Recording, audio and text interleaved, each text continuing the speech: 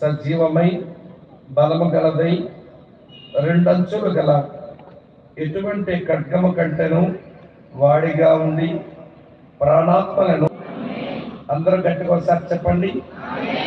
ప్రార్థన చేసుకుందాం. ప్రేమ కలిగిన మా ప్రియమైన తండ్రి, బాపట్ల దగ్గర నుంచి ఇటు నెల్లూరు వరకు ఈ సముద్ర తీర ప్రాంతంలో నీ కొరకు ప్రయాసపడుతున్న దైవదాసులను బట్టి, వారి కుటుంబములు, వారికి మీరు అప్పగించిన సంఘములు సంవత్సరములో ఒక మారు ఒక చోటకు వచ్చి నిన్ను ఆరాధించి నీ మాటలు విని ఆత్మలో పురుగొల్పు నుండి నీ కుమారుడు మా ప్రభువైన యేసుక్రీస్తు వారి యొక్క సారూప్యములోకి రావడానికి జరిగిస్తూ వస్తున్న ఈ మంచి పరిచర్యకై మీకు స్తోత్రములు. మీరు జరిగిస్తూ ఉన్న కృపాకార్యం కొరకు మీకు స్తోత్రం. ఇప్పటికే మా మీద నుంచి ఒక దినము, రెండో దినం పగలు గడిచింది. ఈ రెండవ దినం రాత్రి నీ సన్నిధిలో మేము కూర్చున్నాము. మా అక్కర కొలది, మా అవసరమును బట్టి ఆత్మదేవ మీరే మాతో మాట్లాడి మేము ఏ ఏ విషయాలలో ఒప్పించబడవలసి ఉందో ఆయా విషయాలలో ఒప్పించబడి మార్చుకొని నేర్చుకున్న సంగతులు మా మార్పుకు ఉపయోగపడినట్లుగా మీరే సహాయపడతారని నమ్మదగిన మంచి వాడవైన నీ నామంలోనే తండ్రికి ఈ ప్రార్థన సమర్పిస్తున్నాము తండ్రి. ఆమేన్, ఆమేన్.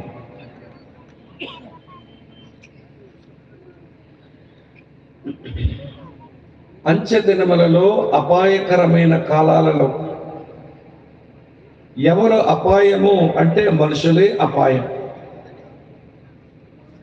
ఈ మనుషులు సంఘాలలో ఉన్నవారే పైకి భక్తి గలవారి వలె ఉండి లోపల దాని శక్తిని వారు ఆశ్రయించరు. ఇలాగ మనుషులు అంచె దినాల్లో తయారైపోతారు అని దైవజనుడైన పౌలు ప్రవచన రూపకంగా ఆయన తిమోతికి రాశాడు. ఇది నేటి దినాలలో క్రైస్తవ సంఘాన్ని చూస్తూ ఉన్నప్పుడు ఇది 100% నిజం అని అనిపిస్తుంది. వీరు మాట్లాడేటువంటి మాటలు భక్తి మాటలు, వీరు జరిగించేటువంటి క్రియలు భక్తి క్రియలు, వీరు కలిగించుకుంటున్న కార్యక్రమాలు భక్తి కార్యక్రమాలు.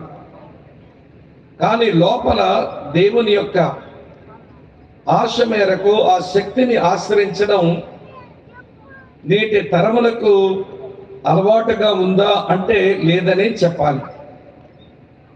లోపల లేని భక్తి లేదా శక్తి బయటకి భక్తితో చూపించే ప్రయత్నం చేసి మిట్టకు ఒక వేషధారణ తరం ఈ రోజుల్లో తయారవుతుంది అనిపిస్తుంది.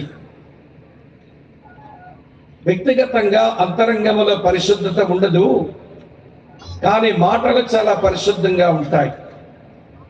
అంతరంగమందు సత్యమే ఉండదు, కానీ బయటికి బోల్డంత సత్యాన్ని గురించి మాట్లాడతారు. లోపల ఆత్మ సంబంధమైన తీవ్రత ఉండదు, బయటకు మాత్రం ఆత్మ సంబంధమైన తీవ్రత కలిగి ఉన్న మనుషుల్లాగా చలామణి అవుతారు. ఇది చివరి దినాల్లో ఇలాంటి వారు ఉంటారు అని దైవజనుడు ముందుగానే వ్రాశాడు. కనుక ఈ రోజుల్లో అదే జరుగుతుంది అని అనిపిస్తుంది. లోపల లేని పరిశుద్ధత బయటికి కనపరుస్తున్నారు, లోపల లేని సమర్పణ బయటికి కనపరుస్తున్నారు, లోపల లేని సత్యం బయటికి కనపరుస్తున్నారు, లోపల లేని నమ్మకత్వం బయటికి కనపరుస్తున్నారు. ఒక మాటలో చెప్పాలనంటే అంతరంగమందు ఆ శక్తిని ఆశ్రయించకుండానే వారు బయటికి చాలా భక్తిని కనపరిచే వాళ్ళు నేటి సమాజంలో, క్రైస్తవ సమాజంలో ఉన్నారు అని చెప్పాల్సి వస్తుంది. సరే, దైవజనుడు అంటున్నాడు, మీరు శక్తిని ఆశ్రయించండి, తరువాత మీరు భక్తిని కనపరచుదురు. కానీ లోపల ఉండవలసిన వాస్తవం లోపల ఉండనివ్వండి, బయటికి కనబడవలసినటువంటి ఆ భక్తిని తర్వాత బయటికి కనపరచుదురు గాని.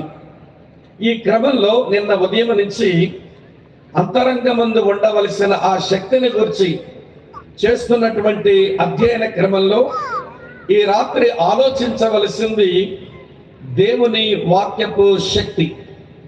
ఈ రోజున పైకి భక్తి చేసే మనం మన అంతరంగములో దేవుని వాక్యపు శక్తిని మనం ఆశ్రయించవలసి ఉంది. కనుక ఈ రాత్రి వేళ చాలా ప్రాముఖ్యమైన, మనందరి జీవితాలకు అవసరమైన, మనకు సవాలు చేసే అనేకమైన సంగతులను ఈ రాత్రి మనం అధ్యయనం చేస్తాం. ప్రియులారా, దేవుని వాక్యం దేవుని వాక్యం దేవుని వాక్యం అని మన నోటితో అనడం మనకు చాలా అలవాటే. కానీ ఈ వాక్యములకు దేవుడిచ్చే చోటు ఏంటో అది అర్థం చేసుకుని ఈ రాత్రి వేళ వాక్యం మనకు తెచ్చే ప్రయోజనాలు ఏంటో చెప్తాను. ఆ వాక్యములో ఏముందో చెప్తాను. ఆ వాక్యం ఎడల మన కనపరచవలసిన వైఖరి చెప్తాను. ఈ 3 సంగతులు చెప్పిన తర్వాత మీరు వాక్యపు శక్తిని అంతరంగమందు కలిగి ఉండి ఆ వాక్యపు శక్తిని ఆశ్రయిస్తున్నారు లేదో చూసుకొని తర్వాత మన భక్తి మాట మనం మాట్లాడుకుందాం. కనుక రండి, ఈ దేవుని వాక్యములకు దేవుడిచ్చిన చోటేంటో నేను మీకు చదివి వినిపిస్తాను. కీర్తన గ్రంథం నుంచి 138వ కీర్తన. కీర్తన గ్రంథం నుంచి 138వ కీర్తన 2వ చరణంలో ఇలా వ్రాసి ఉంటుంది. మీ కొరకై ఈ మాట చదువుతున్నాను, వినండి. ఏది రాస్తుందట? నీ పరిశుద్ధ ఆలయం తట్టు నేను నమస్కారం చేయుచున్నాను. నీ నామం అంతటి కంటే నీవిచ్చిన వాక్యమును నీవు గొప్ప చేసి ఉన్నావు.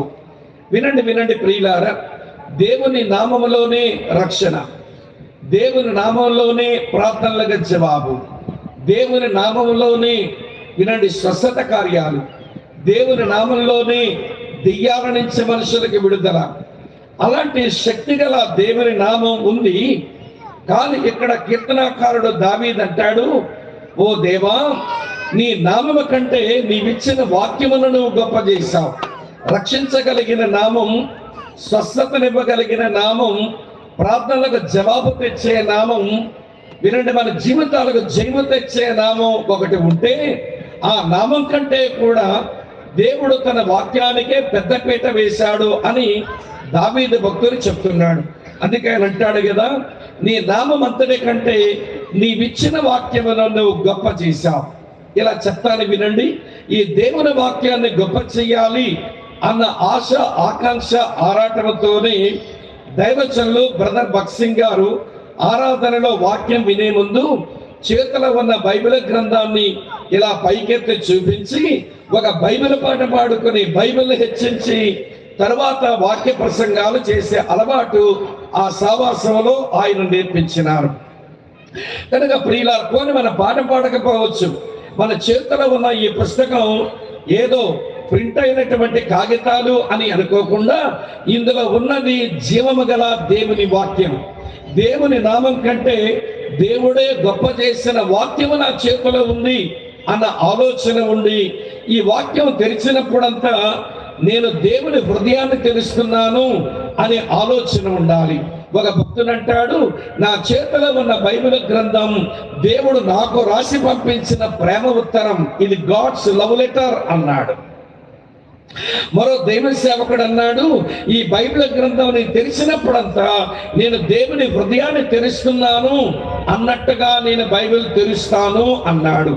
ఈ రోజున క్రైస్తవులకు దేవుని వాక్యాన్ని ప్రేమించడం, దేవుని వాక్యాన్ని సన్మానించడం, దేవుని వాక్యాన్ని గౌరవించడం, దేవుని వాక్యంతో సరైన వైఖరి కలిగి ఉండడం మనకు చేత కావడం లేదు. అందుచేతనే అంతరంగమందు దేవుని వాక్యపు శక్తిని మనం ఆశ్రయించకుండానే బయటగా మాత్రం చేతిలో బైబిల్ పట్టుకొని భలే భక్తి నటిస్తున్నాం. రండి రండి ప్రియ సోదరి స్నేహితులారా, దేవుని నామము కంటే దేవుడే గొప్ప చేశాడు తన వాక్యాన్ని. అటువంటి వాక్యాన్ని గొప్ప చేసి, అటువంటి వాక్యాన్ని ప్రేమించి, అటువంటి వాక్యాన్ని సన్మానించి, అటువంటి వాక్యాన్ని గౌరవించి ప్రియులారా, దాన్ని ఎలా మనం ఉపయోగించుకోవాలో అలా ఉపయోగించుకోవడం మన చేతనవ్వకపోతే దేవుని వాక్యపు శక్తిని మనం ఆశ్రయించకుండానే మిగిలిపోయాము అనిపిస్తుంది. మొట్టమొదట దేవుని వాక్య ప్రయోజనాలు చెప్తానన్నాను కదా, అదే చెప్తాను. అప్పుడైనా ప్రేమించడం వస్తుంది, అప్పుడైనా వాక్యాన్ని గౌరవించడం వస్తుంది. అది చెప్పిన తర్వాత అసలు వాక్యములో ఏముందో చెప్తాను ప్రియులారా. అటు తరువాత వాక్యము ఎడల మన కనపరచవలసిన మన వైఖరి అది ఎలా ఉండాలో చెప్పి ఈ రాత్రి నా ప్రసంగాన్ని ముగిస్తాను. నా ప్రసంగం ముగింపుకొచ్చేసరికి వాక్యపు శక్తిని ఆశ్రయించే వారంగా మన భోజనాలకి వెళదాం. ఈ పూట వాక్యపు శక్తిని ఆశ్రయించిన వారంగా మన కలిసి భోజన సహవాసం చేద్దాం. కనుక రండి, ఈ రాత్రి వేళ వాక్యము వలన మనకు సంక్రమించే ప్రయోజనాలేంటి? నేను చాలా ప్రయోజనాలు చెప్పగలను, కానీ మచ్చుకు ఒక 5 సంగతులు మాత్రమే చెబుతాను. జాగ్రత్తగా వినండి ప్రియులారా. మొదటి ప్రయోజనం, దేవుని వాక్యమునకు బయలుపరిచే శక్తి ఉంది. దేవుని వాక్యమునకు బయలుపరిచే శక్తి ఉంది. ఏమి బయలుపరుచుద్ది? ఇప్పుడు మనం ఒక సృష్టిలో బ్రతుకుతున్నామే, ఈ సృష్టి ఎలా ఉనికిలోకి వచ్చింది? ఎవరు చెప్తారు? ఎక్కడైనా దానికి జవాబు ఉంటుందా? ఈ సృష్టి ఉనికిలోకి ఎలాగొచ్చింది? ఈ సృష్టిలో మనిషికి కావలసినటువంటి భూమి, నీరు, గాలి, వెలుతురు, సూర్యుడు, చంద్రుడు, నక్షత్రాలు ఇవన్నీ ఎట్లా ఉనికిలోకి వచ్చాయి? ఎవడు చెప్తాడు? ఎవరు దీన్ని బయలుపరుస్తారు అంటే నీ చేతిలో ఉన్న బైబిల్ గ్రంథమే ఈ సృష్టి దేవుని వాక్యం వలనే ఇది నిర్మించబడిందని దేవుని వాక్యమే నీకు బయలుపరుస్తుంది. చదవమంటారా? మీ కొరకై చదువుతున్నాను, చూడండి ప్రియులారా. హెబ్రీయులకు రాసిన పత్రిక 11వ అధ్యాయం. హెబ్రీయులకు రాసిన పత్రిక నేను చదువుతున్నాను, చూడండి. 11వ వచనంలో ఇలా వ్రాసి ఉంది. మీ కొరకై 11వ అధ్యాయం, క్షమించండి. హెబ్రీయులకు రాసిన పత్రిక 11వ అధ్యాయం చదువుతున్నాను. ఈ మంచి మాట, 3వ వచనం. ప్రపంచములు దేవుని వాక్యం వలన నిర్మాణమైన మరియు అందును బట్టి దృశ్యమైనది కనబడు పదార్థముల చేత నిర్మించబడలేదనియు విశ్వాసము చేత గ్రహించుకొనుచున్నాము అన్నాడు. ఈ దేవుని వాక్యమునకున్న మహత్తరమైన లక్షణం ఏంటి అనంటే బయలుపరచడం. ఏమి బయలుపరుస్తుంది? సృష్టి నిర్మాణం ఎలా జరిగిందో దేవుని వాక్యమే బయలుపరుస్తుంది. ఈ దేవుని వాక్యాన్ని మినహాయిస్తే ఈ సృష్టి ఎలా వచ్చిందో ఉనికిలోనికి ఎవడో చెప్పగలిగినోడు కాడు. అలాగనే ప్రియులారా, ఈ దేవుని వాక్యానికి బయలుపరిచే శక్తి ఉంది అన్నానే. ఏమి బయలుపరుస్తుందో తెలుసా? దేవుడేంటో బయలుపరుస్తుంది. దేవుని వ్యక్తిత్వం ఏంటో బైబిల్ లేకుండా ఎవడు చెప్పలేడు. దేవుని సుగుణాలేంటో బైబిల్ లేకుండా ఎవడు చెప్పలేడు. దేవుని కార్యాలేంటో బైబిల్ లేకుండా ఎవడు చెప్పలేడు. దేవుని ప్రణాళికలేంటో బైబిల్ లేకుండా ఎవడు చెప్పలేడు. దేవుని గురించిన ఈ సంగతులన్నీ కూడా సోదరి స్నేహితులారా దేవుని వాక్యమే బయలుపరుస్తుంది. సేవకులమైన మేము దేవుని గురించి ఏదైనా మాట్లాడుతున్నామనంటే మీ మీద గాలి మాటలు చెప్పే గాలి మనుషులం కాదు. ఈ పరిశుద్ధ లేఖనాల్లో దేవుని గురించి ఏదైతే బయలుపరచబడి ఉందో ఆ సంగతులే చెబుతాం. దీనికి మినహాయించి దీనికి దాటి మేమేమి మాట్లాడే మనుషులమైతే కాదు. ఈ వాక్యం సృష్టి ఎలా జరిగిందో బయలుపరుస్తుంది. ఈ వాక్యం దేవుడేంటో బయలుపరుస్తుంది. ఇంకో మాట మీతో చెప్పనా, ఈ వాక్యం నువ్వేంటో కూడా నీకు బయలుపరుస్తుంది. అందుకని యాకోబు ఒక మాట అన్నాడు. ఏమన్నాడో చదువుతాను, చూడండి. యాకోబు రాసిన పత్రిక 1వ అధ్యాయం ఇలా వ్రాసి ఉంది ప్రియులారా. చదువుతున్నాను, చూడండి. 23వ వచనం. యాకోబు రాసిన పత్రిక 1వ అధ్యాయం 23వ వచనం. ఎవడైనను వాక్యమును వినివాడయ్యుండి దాని ప్రకారం ప్రవర్తించిన వాడైతే వాడు అద్దములో తన సహజమోగమును చూచుకొను మనుషుని పోలి ఉన్నాడు అన్నాడు. ఈ వాక్యం ఎలాంటిదో తెలుసా? ఇది ఒక అద్దం లాంటిది.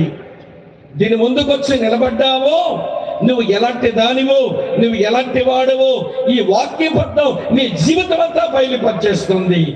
అందుకనే మనుషులు దేవుని దగ్గరకు రారట, దేవుని వాక్యం ముందు రారట, దేవుని వాక్యం వినే ప్రయత్నం చెయ్యరట. ఎవరైనా దేవుని వాక్యం వింటే వినడానికి ఆటంకం చెప్తారంట. వీళ్ళు ఎందుకో తెలుసా, వాళ్ళేంటో వాళ్ళకి అర్థమైపోతుంది. ఈ వాక్యం ముందుకు వస్తే ఈ వాక్యం వాళ్ళేంటో వాళ్ళకి బయలుపరచగాని, నీ పాపంలో పుట్టిన వాళ్ళము, పాప పనులు చేసిన వాళ్ళము, మా పాపానికి క్షమాపణ కావాలి, దానికి యేసు చేసిన కార్యమే తప్ప వేరొక మార్గమే లేదని తెలుసుకొని వాళ్ళు యేసు నమ్ముకుంటారని. వినండి ప్రియులారా, వాక్యం దగ్గరికి ఎవడైనా వస్తే వాక్యం దగ్గరికి పోకండరా అంటారు. వీళ్ళెవరైనా వాక్యం చెప్పడానికి గ్రామాల్లోకి వస్తే మా గ్రామాలకు రావద్దురా అని అంటారు. దేవుని మాటలు చెబుతాడు, నీకు అంత భయమే? మనుషులు మారిపోతారని కదా నీ భయం? వారు ఏంటో వాళ్ళకి తెలిసిపోతుందనే కదా భయం? కొంతమంది వాక్యం దగ్గర ఎందుకు రారంటే వాళ్ళు చీకటి బతుకంతా బయటకు వస్తుందనే భయం. ఈ దేవుని వాక్యం వెలుగుతో పోల్చాడు యేసు ప్రభు. అమ్మ వింటున్నారా? కొంతమంది మనుషులు వెలుగు దగ్గరకు రారట. ఎందుకు రారు? ఆయన చెప్పిన మాటల్లోనే చెబుతాను, వినండి. యోహాను సువార్త చదువుతున్నాను చూడండి ప్రియులారా. యోహాను సువార్త 3వ అధ్యాయం ఇలా రాసి ఉంది, మీ కొరకై చదువుతున్నాను వినండి. యోహాను సువార్త 3వ అధ్యాయం చదువుతున్నాను 20వ వచనం. దుష్కార్యము చేయు ప్రతి వాడును వెలుగును ద్వేషించును, తన క్రియలు దుష్క్రియలుగా కనబడకుండానట్లు వెలుగునొద్దకు రాడు. వాక్యము వెలుగు దగ్గరకు వస్తే వాడి యొక్క దుష్ట ప్రవర్తన అంతా వాడికి అర్థమైపోతుంది. వాడు చీకటి బతుకంతా బట్టబయలైపోతుంది. అందుకే రాడు. నేను ఈ మాటలు ఎందుకు చెప్పానో తెలుసా? నీ చేతిలో ఉన్న దేవుని వాక్యమునకున్న ఏమంటే మహత్తరమైన శక్తి ఏంటో తెలుసా? దీనికి బయలుపరిచే శక్తి ఉంది. సృష్టి కార్యం ఎలా జరిగిందో బయలుపరుస్తుంది. దేవుడంటే ఏంటో ఇది బయలుపరుస్తుంది. మానవుడంటే ఏంటో ఇది బయలుపరుస్తుంది. ఇటువంటి బయలుపరిచే లక్షణం ఈ దేవుని వాక్యమునకు ఉంది. ఇప్పుడు మిమ్మల్ని అడుగుతున్నాను, ఈ వాక్యం శక్తి మీదే ఆధారపడితే ఈ వాక్యం వెలుగులో సృష్టి ఏంటో, ఈ వాక్యం వెలుగులో దేవుడేంటో, ఈ వాక్యం వెలుగులో నువ్వేంటో నువ్వు ఈ పాటకు అర్థం చేసుకుని ఉండాలి కదా. మరి ఎన్ని సంవత్సరాలుగా నీ ఇంటిలోనికి బైబిల్ వచ్చిందో, ఎన్ని సంవత్సరాలుగా బైబిల్ పట్టుకొని గుడికి పోతున్నావో, ఎన్ని సంవత్సరాలుగా ఈ బైబిల్ నుంచి దేవుని సేవకులు వాక్యం చెబుతుండగా వింటున్నావు, ఏమో నాకు తెలియదు. మరి ఆ వాక్య శక్తిని ఆశ్రయించడమే నీకు అలవాటు అయి ఉంటుంటే, ఆ వాక్య శక్తిని ఆశ్రయించి భక్తి చేయటం అలవాటు ఉంటే, ఈ పనికి చాలా విషయాలలో నీ మనోనేత్రం వెలిగించబడాలిగా. ఇంకా గుడ్డిదాల్లాగే బతుకుతామే, ఇప్పటికే కంటికి పొరలు కమ్మేసిన వాళ్ళలాగే బతుకుతున్నామే. నీ కంటికి పట్టిన పొరలు ఇంకా రాలనేదే. కారణం ఏంటో తెలుసా? వాక్యం దగ్గరకు నువ్వు రాదగిన విధంగా నువ్వు రాలేదు. అందుకనే ఈ బయలుపరిచే శక్తిని ఇంకా నువ్వు అనుభవించలా. చేతిలో బైబిల్ ఉన్నంత మాత్రాన అది భక్తే గాని అది శక్తిని ఆశ్రయించడం కాదు కదా. ఇప్పుడు నేరుగా మీ ముఖం మీద అడుగుతున్నా, ఈ వాక్యం అనుకున్న మహత్తరమైన శక్తి బయలుపరిచే శక్తి. ఇవ్వండి, వాక్యము బయలుపరుపును వాక్యం పట్టుకున్న నీకేమైనా బుర్రకెక్కిందో? ఆ బయలుపరుపునేమైనా తెలుసుకున్నావా అన్నది ఈ రాత్రి వేళ మొదటి ప్రశ్న మీ ముందు వేస్తున్నాను. నెంబర్ 2, రెండో సంగతి చెప్తాను వినండి. ఈ వాక్యం అనుకున్న మహత్తరమైన శక్తి, అమ్మ వింటున్నారా, విశ్వాసమును పుట్టించు శక్తి. ఈ వాక్యమునకున్న మహత్తరమైన శక్తి విశ్వాసమును పుట్టించు శక్తి. రోమీలకు రాసిన పత్రిక 10వ అధ్యాయం 17వ వచనంలో రాసి ఉంటుంది, మీ కొరకు చదువుతాను చూడండి. రోమీలకు రాసిన పత్రిక 10వ అధ్యాయం నేను 17వ వచనం చదువుతున్నాను మీ గురించి. వినండి చాలా జాగ్రత్తగా. ఏంటట? కాగా వినుట వలన విశ్వాసము కలుగును, వినుట క్రీస్తును గూర్చిన మాట వలన కలుగును. ఎవరైతే దేవుని వాక్యాన్ని సరిగా వింటూ ఉంటుంటారో వారి లోపల విశ్వాసం జనిస్తుంది. వారి లోపల విశ్వాసం జనిస్తుంది. అందుకనే సాతాను చేత వాడబడుతున్న మనుషులు, ఆ క్రైస్తవులు చెప్పే మాటలు వినకండిరా, ఆ సేవకులు చెప్పే వాక్యాలు వినకండిరా అని అర్థమో చెప్తున్నారు. అలాగనే కొంతమంది వినడానికి కూడా వెనుకాడుతూనే ఉన్నారు. నువ్వు వింటే నీ లోపల విశ్వాసం పుడుతుంది, వినటం వల్ల విశ్వాసం కలుగును. ఒక అనుభవం చెప్తాను, వినండి. ప్రభువైన యేసుక్రీస్తు వారు ఆయన శిష్యులతో పాటు వింటున్నారా, రూపాంతర కొండ మీద ఉన్నారు. రూపాంతర కొండ మీద ఉండగానే ఆ ముగ్గురులో పేతురు, యోహాను, యాకోబు ముగ్గురు బేస్తవారే, చేపలు పట్టేటోళ్ళే. సరే, యేసుప్రభు యొక్క తొలి శిష్యులు, యేసుప్రభు ఆంతరంగిక శిష్యులు ఎవరంటే, ఇన్నర్ సర్కిల్లో సమీప శిష్యులు ఎవరంటే ఈ చేపలు పట్టుకునే ముగ్గురే. వారితో తన హృదయాన్ని, వారితో తన సమయాన్ని, వారితో తన సావాసాన్ని ప్రభు పంచుకునేవాడండి. యేసు ప్రభు యొక్క ఇన్నర్ సర్కిల్లో ఆంతరంగిక శిష్యులు ఎవరంటే ఈ చేపలు పట్టుకునే ముగ్గురి. సరే, ముగ్గురిని ప్రభు తీసుకుని రూపాంతర కొండ మీదకి వెళ్ళగానే అక్కడ మోషే వచ్చాడు, అక్కడ ఏలియా వచ్చాడు. మోషే, ఏలియాని ఆ ముగ్గురికి ఎట్లా తెలుసు? అందులో బాగా మాట్లాడే పేతురానికి ఎట్లా తెలుసు అంటే, వాళ్ళు చేస్తున్న సంభాషణలు బట్టి ఈయన మోషే అయి ఉంటాడు, ఈయన ఏలియా అయి ఉంటాడు అని తెలుసుకున్నారు. తెలుసుకున్నాక పేతురు కొంచెం దుడుకు స్వభావం కలిగిన వాడు కదా, ఆయన మాట్లాడడం మొదలుపెట్టి ఏమన్నాడో తెలుసా? ప్రభువా, మనం ఇక్కడ ఉండడం మంచిది, కాబట్టి నీకు ఒక పర్ణశాల, ఈ మోషేకు ఒక పర్ణశాల, ఈ ఏలియాకు ఒక పర్ణశాల కడతాము. మీ ముగ్గురికి 3 పర్ణశాలలు కడితే మమ్మల్ని తరివేస్తారా? మా ముగ్గురు ఉంచుకుంటారు కదా అన్నట్టుగా అడిగితే, యేసయ్యకి కోపం వచ్చినట్టు లేదు, కానీ పైన తండ్రి కోపం వచ్చింది. ఆయన ఏమన్నాడో తెలుసా? పైనుంచి ఆయన ఏమంటాడో తెలుసా? ఇదిగో ఈయనే నా ప్రియకుమారుడు, ఈయన యందు నేను ఆనందిస్తున్నా, ఈయన మాట వినవయ్యా. షట్ అప్ నోర్మై. పేతురు, ఊరికే మాట్లాడుతున్నావు, నువ్వు మాట్లాడకూడదు, ఆయన మాట విను. నీ దగ్గర విశ్వాసం బలహీనమవుతా ఉంది. అంతకుముందే ఫిలిప్పుదైన కైసరీలో నా కుమారుడు ఏమన్నాడు?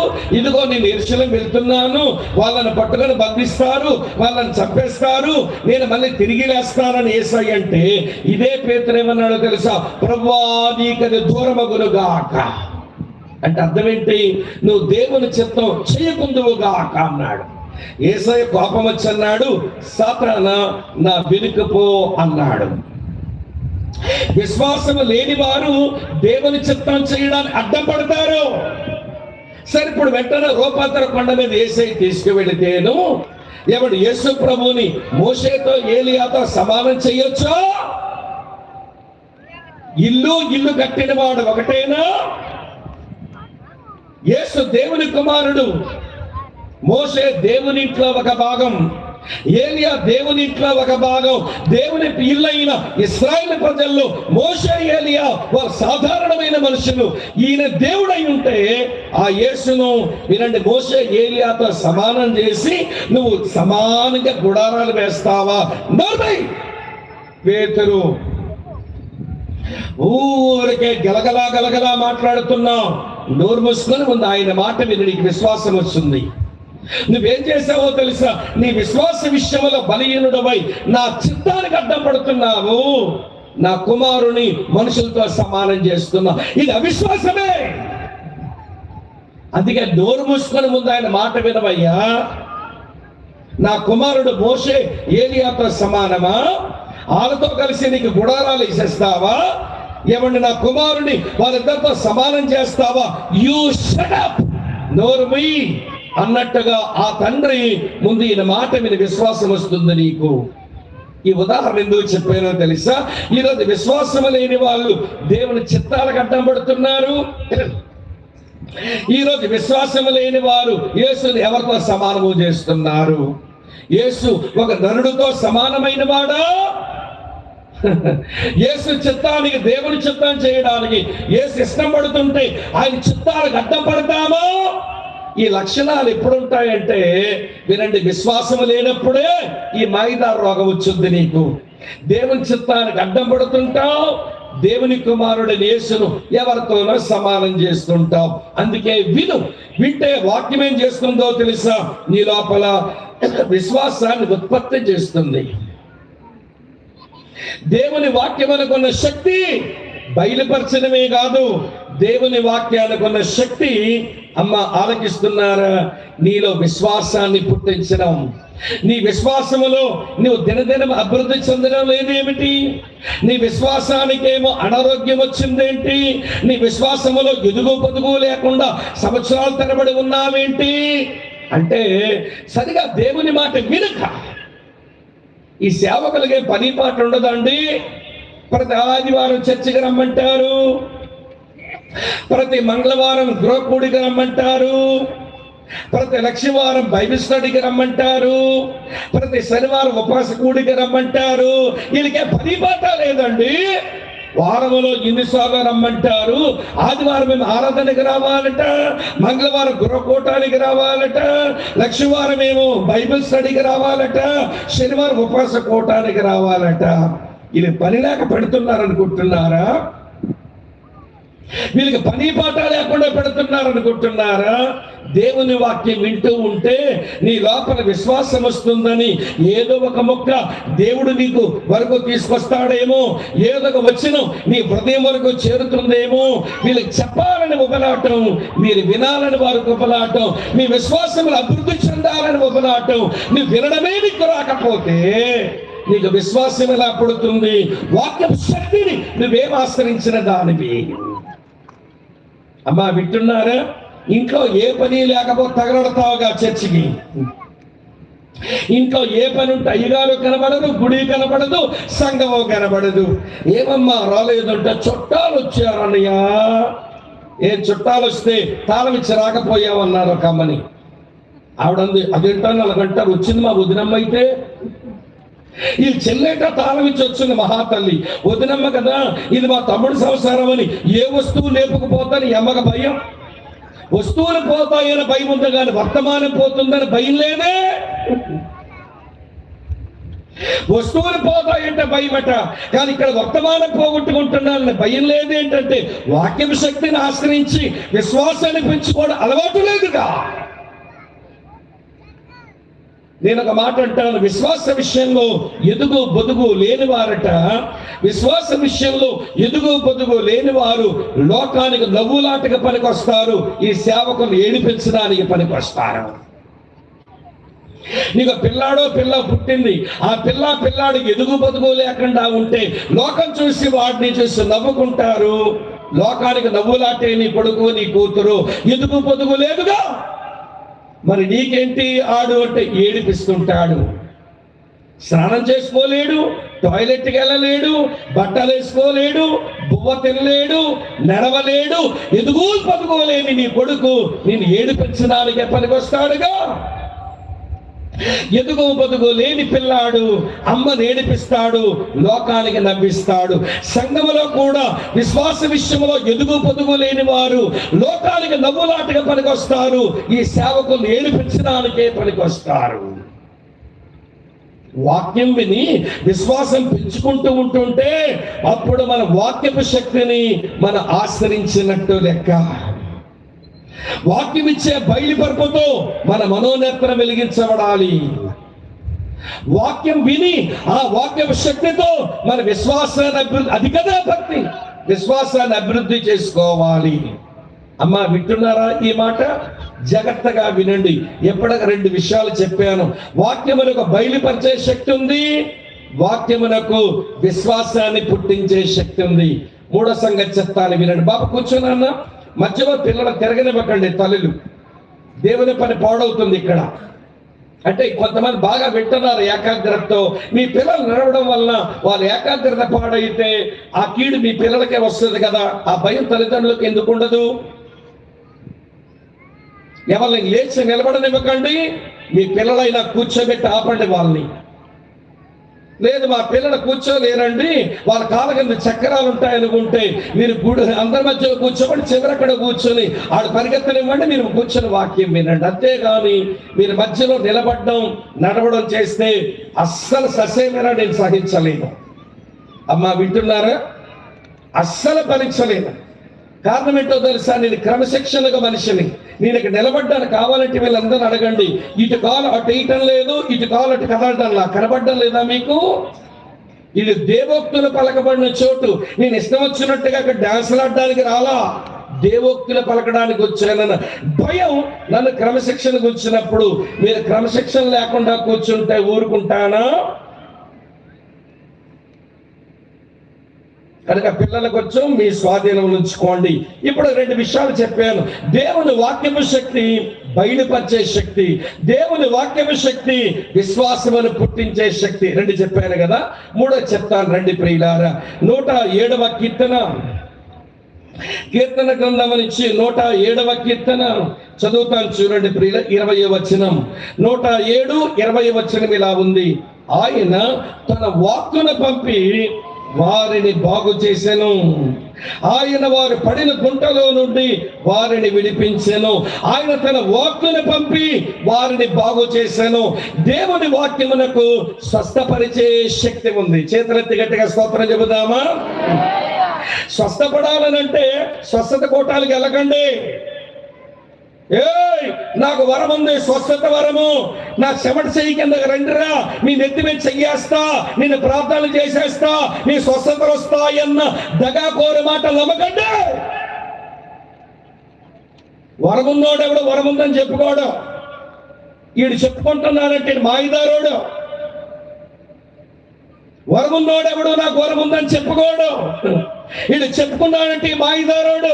ఆడి దగ్గరికి వెళ్ళి తల ముంచేసి ఆడి చెమట చేయి నెత్తి మీద నెట్టించుకొని స్వస్థతో అని శాఖలు కొట్టుకో, సిగ్గు లేకుండా రా కూర్చొని దేవుని వాక్యం విను. ఆయన తన వాక్కును పంపి వారిని స్వస్థపరచును, ఆయన తన వాక్కును పంపి వారిని బాగు చేయను. దేవుని వాక్యమునకు స్వస్థపరిచే శక్తి ఉంది. వింటున్నారా లేదా?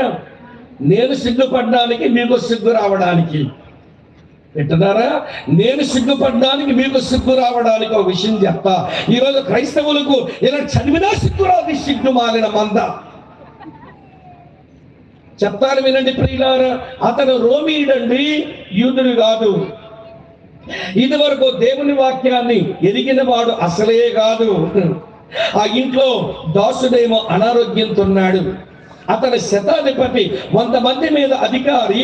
అతని ఇంట్లో దాసుడేమో అనారోగ్యంతో ఉంటే, ఒరే బాబు యేసు ప్రభు దగ్గరికి వెళ్ళండి, యేసు ప్రభు దగ్గరికి వెళ్ళండి, ఆయన స్వస్థపరుస్తాడు అని అంటే 10 వాళ్ళు పోయినారు ఆయన దగ్గరికి.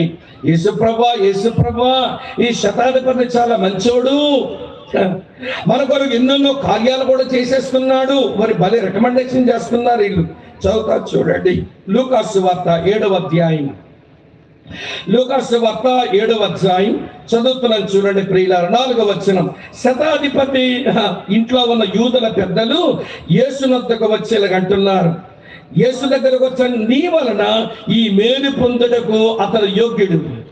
అతడు మన జనులను ప్రేమించి మనకు సమాజమందరూ తానే కట్టించాడని ఆయనతో చెప్పి మిక్కిలి బతిమాలుకున్నది. కావున యేసు వారితో కూడా వెళ్ళాడట. ఆ శతాధిపతి ఇంట్లో ఉన్న దాసును స్వస్థపరచడానికి యేసయ్య వచ్చేస్తున్నాడు వీళ్ళింటికి. ఆ విషయం తెలుసుకున్న ఆయన మళ్ళీ ఏం చేశాడో చూడండి ప్రియులారా. 9వ వచనం. కావున యేసు వారితో కూడా వెళ్ళెను. ఆయన ఇంటి దగ్గరకు వచ్చినప్పుడు శతాధిపతి తన స్నేహితులను చూచి, మీరు ఆయన యొద్దకు వెళ్ళి, ప్రభువా శ్రమ పుచ్చుకోవద్దయ్యా, నీవు నా ఇంటిలోనికి వచ్చుటకు నేను పాత్రును కాను, అందుచేత నేను నీ యొద్దకు వచ్చి పాత్రులను ఎంచుకోలేదు. అయితే మాట మాత్రమే సెలవిమ్ము, అప్పుడు నా దాసుడు స్వస్థపరచబడును. చప్పట్లు కొట్టి స్తోత్రం చెబుదామా? ఎవడండి ఈ మాట అంటున్నాడు? ఆయన వాక్కు పంపిస్తే ఇక్కడ మనిషి బాగుపడిపోతాడని ఎవడండి అంటున్నది? ఒక రోమియుడు, ఒక అన్యుడు, ఒక శతాధిపతి. అతనికి ఉందండి నమ్మకం. దేవుని కుమారుడైన యేసువాకు వస్తే ఇక్కడ అస్వస్థతనున్నాడు, బాగుపడిపోతాడని తెలుసు. ఇంత బైబిల్ ఉంది, ఇన్ని ప్రసంగాలు విని ఏమంటే ఇన్ని సంగతులు తెలుసుకున్న మనకు మాత్రం దేవుని వాక్యం వింటే నాకు స్వస్థత వస్తుందని ఈ రోజుకి నమ్మడం చేత కావట్లా. ఈ రోజుకి మనకి నమ్మడం చేత కావట్లా. ఆయన దగ్గరికి వెళ్తేనండి స్వస్థత వస్తుందని పోతావు, స్థానిక సంఘ కాపురం వదిలేస్తావు, ఈయన చెప్పే వాక్యం విను, పొలోమని డబ్బులు పెట్టుకొని పోతావు. ఎవరి దగ్గర అంటే ఆయనకేమో స్వస్థత వరం ఉందండి, అతను ప్రార్థన చేస్తే స్వస్థత కార్యాలు జరుగుతాయండి. ఇక్కడ వాక్యం వినొచ్చుగా, నీ సేవకుడు చెప్పే వాక్యం వినే మనసు లేదు, కానీ అక్కడ వెళ్ళి స్వస్థత పొందుదామని పరిగెడుతున్నామే. ఒక ఆయన కొంచెం కష్టం వచ్చింది, వింటున్నారా లేదా? రాగానే ఒక పోలీస్ ఆఫీసర్ రమ్మంది, తమ్ముడు ఆయన దగ్గరికి వెళ్దాం, వరములు ఉన్నాడు అంటే ఏమండి మొత్తానికి ఆయన దగ్గరే పోయాట.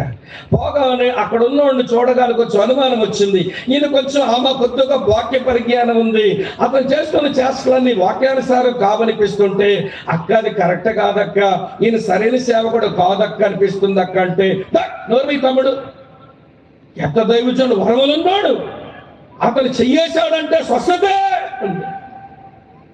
ఏంటట చెయ్యేశాడంటే స్వస్థతే.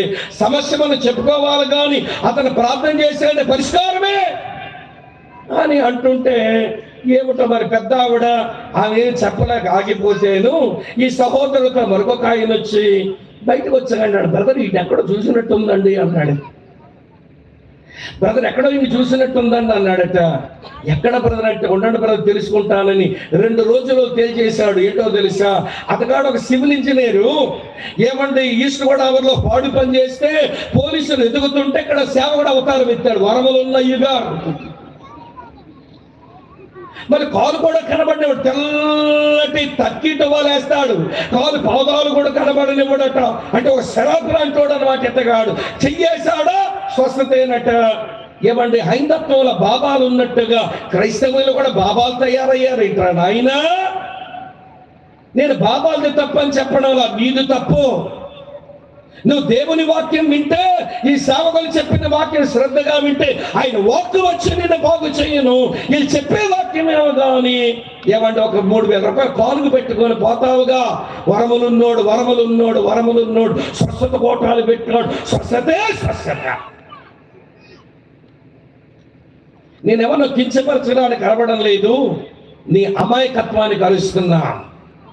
ఎవరో దొంగ బాబాలు లాంటి వాళ్ళు క్రైస్తవులు ఉన్నారని అరవడం లేదు, నువ్వు మోసపోతున్నావని అరుస్తున్నా.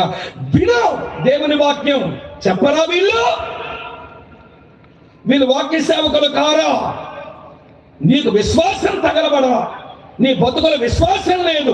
నేను శ్రద్ధగా దేవుని వాక్యం వింటుండగా, నా సేవకుడు సేవకురాలు వాళ్ళు దేవుని మాటలు చెబుతుండగా, దేవుడు తన వాక్కును పంపించి నన్ను స్వస్థపరుస్తాడులే అన్న విశ్వాసం లేక నేనంటే ప్రియులారా ఎక్కడికో వెళ్తావు, ఎవడికో డబ్బులు తగలెడతావు, ఎవడో దొంగ బాబాని చేస్తావు. మీలాంటి వాళ్ళు తగలబడ్డారు కనుకనే వాడు దొంగ బాబా అవతారం ఎత్తాడు.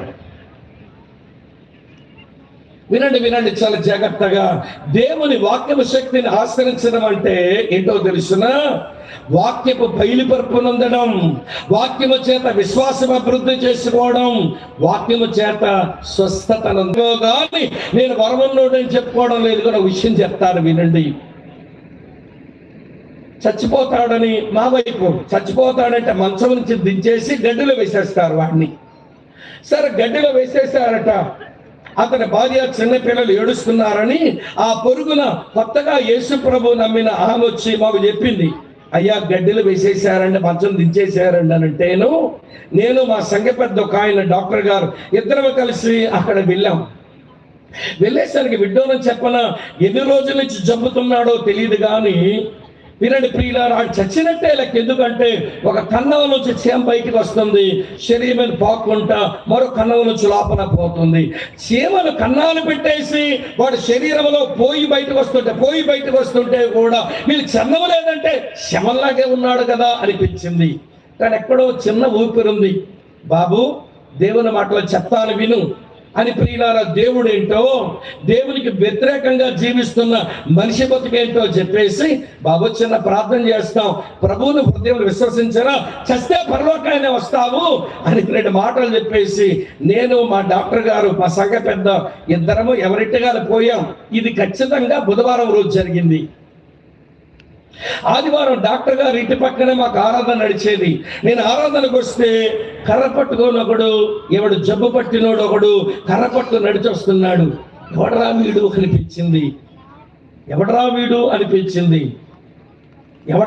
అనిపించింది. నేను చూస్తున్నా. డాక్టర్ గారు రండి ఒకసారి చూడండి ఎవరైనా అంటే, ఆయన చూస్తుంటే ఆడేమో కర్ర పట్టుకొని నడవలేక వస్తుంటే, వెనకాల భార్య బిడ్డలు నడిచొస్తుంటే వాడంటాడు, అయ్యా మీరు 2 మాటలు చెప్పారు కదా, దేవుడు బాగు చేసేసాడు అయ్యా, నమ్ముకుంటాను, నేను దేవుని మందిరంలో ఉంటాను అని చేశానయ్యా అంటున్నాడు. ఎవడండి బాగు చేశాడు? స్వామికి ఏమైనా వరం ఉందా, లేదా డాక్టర్ గారికి ఏమైనా వరం ఉందా? మీ వాక్యం చెప్పామంటే దాని మీద విశ్వాసం వాడికి వచ్చింది. దేవుడు వాక్కు పంపించి వాడు బాగు చేసి తీసుకొచ్చి పెడితే మాకు వరం ఉందో, మగో వీడి ఫోటో తీయండి, వీడి సాక్షిని తెప్పించండి, మా మ్యాగజైన్లో ఇవ్వండి, మా టీవీలో చెప్పించుకోండి, నా దగ్గర రండి పిలుచుకునేటువంటి బాబు తొట్టకూడదు కదా. ఆయన కనికరం, ఆయన వాక్కుని పంపించాడు, స్వస్థపరిచాడు, కూర్చోబెట్టాడు ఇక్కడ మనిషిని. ఈ రోజున నేనేం మాట ఎందుకు ఇంత గట్టిగా చెప్పాల్సి వచ్చిందంటే, శతాధిపతికి ఉందండి ఆ గ్రహింపు, మనకి లేకపోవడం ఏంటి? దేవుని వాక్యమే ఎరగని ఒక రోమీయుడికి ఉందండి గ్రహింపు, మనకు లేకపోతే ఎలాగో? అది నా మంట ఈ రాత్రి వేళ. దేవుని వాక్యము బయలుపరచును, దేవుని వాక్యము విశ్వాసం పుట్టించును, దేవుని వాక్యము బాగు చేయను. అమ్మ, ఇది చెప్పాను ఇప్పుడు మీకు, 3 చెప్పాను, 4వ చెప్తాను రండి. 4వది ఏంటో తెలుసా? దేవుని వాక్యపు శక్తి సామాన్యమైంది కాదు. మీరు పైకి భక్తి గలవారి వలె ఉండి లోపల దాని శక్తిని ఆశ్రయించకుండా బతకొద్దు. అంచె దినాలలో అపాయకరమైన కాలాలు మనుషులు ఎలాగే పాడైపోతారు అన్నాడు గనక అరుస్తున్నా. దేవుని వాక్యం అనుకున్న మరో మహత్తరమైన శక్తి ఏంటో తెలుసా? పోరాటములో ఏమండి ఆయుధముగా పనిచేస్తుంది. పోరాటములో ఇదే ఆయుధం దేవుని పిల్లలకు. మన ఆయుధం AK-47 కాదు, మన ఆయుధం యుద్ధ ట్యాంకర్లు కాదు, మన ఆయుధమేమో బాంబర్లు కాదు, మన ఆయుధమేమో ప్రియులారా వినండి కత్తులు కాదు, కటార్లు కాదు. దేవుని పిల్లలకు దేవుడు ఇచ్చిన ఆయుధం ఏంటో తెలుసా? చూపిస్తాను రండి. ఎఫెసీ పత్రిక 6వ అధ్యాయం 17వ వచనం. ఎఫెసీయులకు రాసిన పత్రిక 6వ అధ్యాయం 17వ వచనం చూడండి ప్రియులారా. మరియు రక్షణను శిరస్త్రాణమును దేవుని వాక్యము అను ఆత్మఖడ్గమును ధరించుకోండి. దేవుని వాక్యమే ఆత్మఖడ్గం. ప్రియులారా, యేసు ప్రభు దగ్గరకు సాతాను వచ్చి శోధించాడు. సాతానుని ఆ రోజున జయించడానికి యేసు చేసిన పోరాటంలో యేసయ్య ఆయుధం ఏంటబ్బా అంటే వాక్య ఖడ్గమే. ఈ రాళ్ళను రొట్టెలుగా చేసుకుని తిను అంటే సాతాన అపవాది మనిషి రొట్టె వల్ల మాత్రం కాదు, దేవుని నోట నుంచి వచ్చే ప్రతి మాట వల్ల జీవించును అని వాక్యముతోనే యుద్ధం చేశాడు. నువ్వు పైనుండి కిందకు దుముకు, దేవదూతలు నిన్ను ఎత్తుగని పట్టుకుంటారు అని వాడు శోధిస్తే ఆ రోజున యేసు ప్రభు చెప్పిన జవాబు ఏంటో తెలుసా? నువ్వు ప్రభు అయిన దేవుని శోధించకూడదన్న వాక్యం ఉంది కదా అని వాక్యముతో జయించాడు. నువ్వు ఒకసారి నాకు సాగిలపడ దండం పెట్టు, ఈ లోకరాజ్యాలను నీకు ఇస్తానంటే సాతానా ప్రభు అయిన నీ దేవునికి మొక్కి ఆయన మాత్రమే సేవించాలని రాస్తుందని నీకు తెలియదు అంటే వాక్యముతోనే వాడితో పోరాడాడు.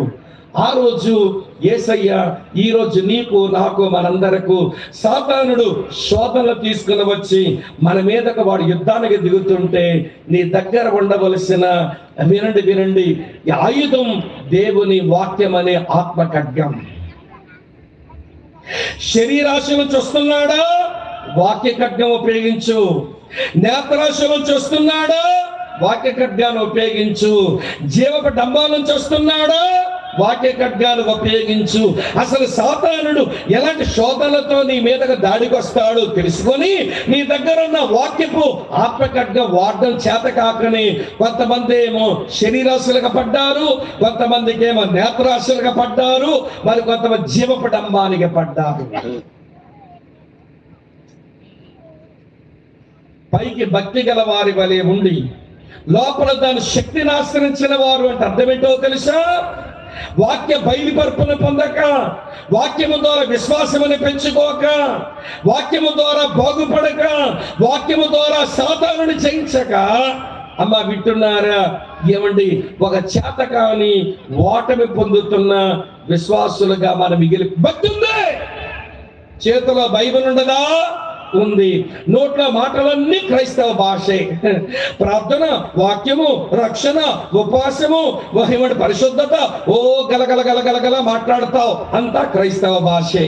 భాషకి తక్కువ లేదు, బైబిల్కి తక్కువ లేదు, కార్యక్రమానికి తక్కువ లేదు. భక్తి చాలా ఉంది. శక్తిని ఆశ్రయించవే. వాక్యపు శక్తిని ఆశ్రయించి ఉంటుంటే మనోనేత్ర వెలిగించబడిన మనుషులం అవుతాం. వాక్యపు శక్తిని ఆశ్రయించి ఉంటే విశ్వాసములో పెంపారుతాము. వాక్యపు శక్తిని ఆశ్రయించి ఉంటే స్వస్థతను మనమే పొందుతాము. వాక్యపు శక్తిని ఆశ్రయించి ఉంటే వినండి, అపవాది మీద యుద్ధము చేసి, పోరాటము చేసి జయ జీవితాలు మనం అనుభవిస్తాం. చేతులెత్తి దేవుని స్తోత్రం చెబుదామా? ఇంకెక్కువ చెప్పలేను, టైం లేదు కనుక ఇలా ఎన్నైనా చెప్తాను. ఈ రాత్రంతా 4 చాలండి. బయలుపరిచేది, విశ్వాసం ఇచ్చేది, బాగు చేసేది, యుద్ధాయుధమయ్యేది. మళ్ళీ చెప్పనా? బయలుపరిచేది, విశ్వాసం ఇచ్చేది, అమ్మ వింటున్నారా, బాగు చేసేది, యుద్ధాయుధముగా వాడబడేది నీ చేతిలో ఉన్న దేవుని వాక్యం. అందుకే జీజాన్ అంకులు భలే పాట పాడాడు. ఏమని పాడాడు తెలుసా? అమ్మా జీజాన్ అంకుల్ గారు ఏం పాడారో తెలుసా పాట? వేద పుస్తకమా, వేద పుస్తకమా, తరగని నిధి నీవే అని పాడాడు. ఏమంటే హెబ్రోన్ అసెంబ్లీలో మరొక పాట వచ్చింది ఈ పుస్తకం మీద. ఏమొచ్చింది తెలుసా? గ్రంథ వాగ్దానములన్నీ నావే, ప్రతి అధ్యాయము వరుస వచనము అన్ని దైవ ప్రేమ దీవెనలే, గ్రంథ వాగ్దానములన్నీ నావే. నీ చేతిలో ఉన్నది AK-47 యుద్ధ ట్యాంకరు, యుద్ధ బాంబర్ కంటే శక్తివంతమైన నీ చేతిలో ఉంది. దీనితోనే ఈ వాక్యములు ప్రపంచాలు నిర్మించబడ్డాయట. అలాంటి వాక్యము శక్తిని ఆశ్రయించడమే చేత కాలేదు. అమ్మ అటువంటి వాక్యము శక్తిని ఆశ్రయించడమే మనకి చేత కాకపోతే ఎలాగా? పైకి భక్తి గల వారి వలె ఉండి దాని శక్తిని ఆశ్రయించిన వారమై ఉండకూడదు. ఇంకెక్కువ చెప్పలేని అయిపోయింది. బయలుపరిచేది, విశ్వాసం ఇచ్చేది, బాగు చేసేది, యుద్ధాయుధమయ్యేది నీ దగ్గర ఉన్న దేవుని వాక్యం. లేదా సేవకులు చెప్పగా నీ చెవిలో పడిన దేవుని వాక్యం. మనసులో పెట్టుకొని అసలు వాక్యములు ఏముంటుందండి అంటారా? చెప్తాను వినండి. వాక్యములో ఏముంటుందో చెప్పనా? మొదటి మాట, వాక్యములో వాగ్దానాలుంటాయి. దేవుని వాక్యములో వాగ్దానాలుంటాయి. పేతురు అన్నే రాశాడు. మళ్ళీ ఈ వాక్యములోని వాగ్దానాలు వాడుకొని ఎలాగ దాన్ని ఆశ్రయిస్తే ఏమవుతామో ఆయన చెప్పాడు. నేను చెప్పడంలా, చదువుతాను వినండి. చేపలు పట్టుకునేవాడు, చదువు సంచయం లేని పామరుడు, అయ్యో దేవుని ఆత్మ చేత ఆయన రాసిన మాట చదువుతాను వినండి. పేతురు రాసిన 2వ పత్రిక 1వ అధ్యాయం 4వ వచనం చూడండి. ఏముందో తెలుసునా?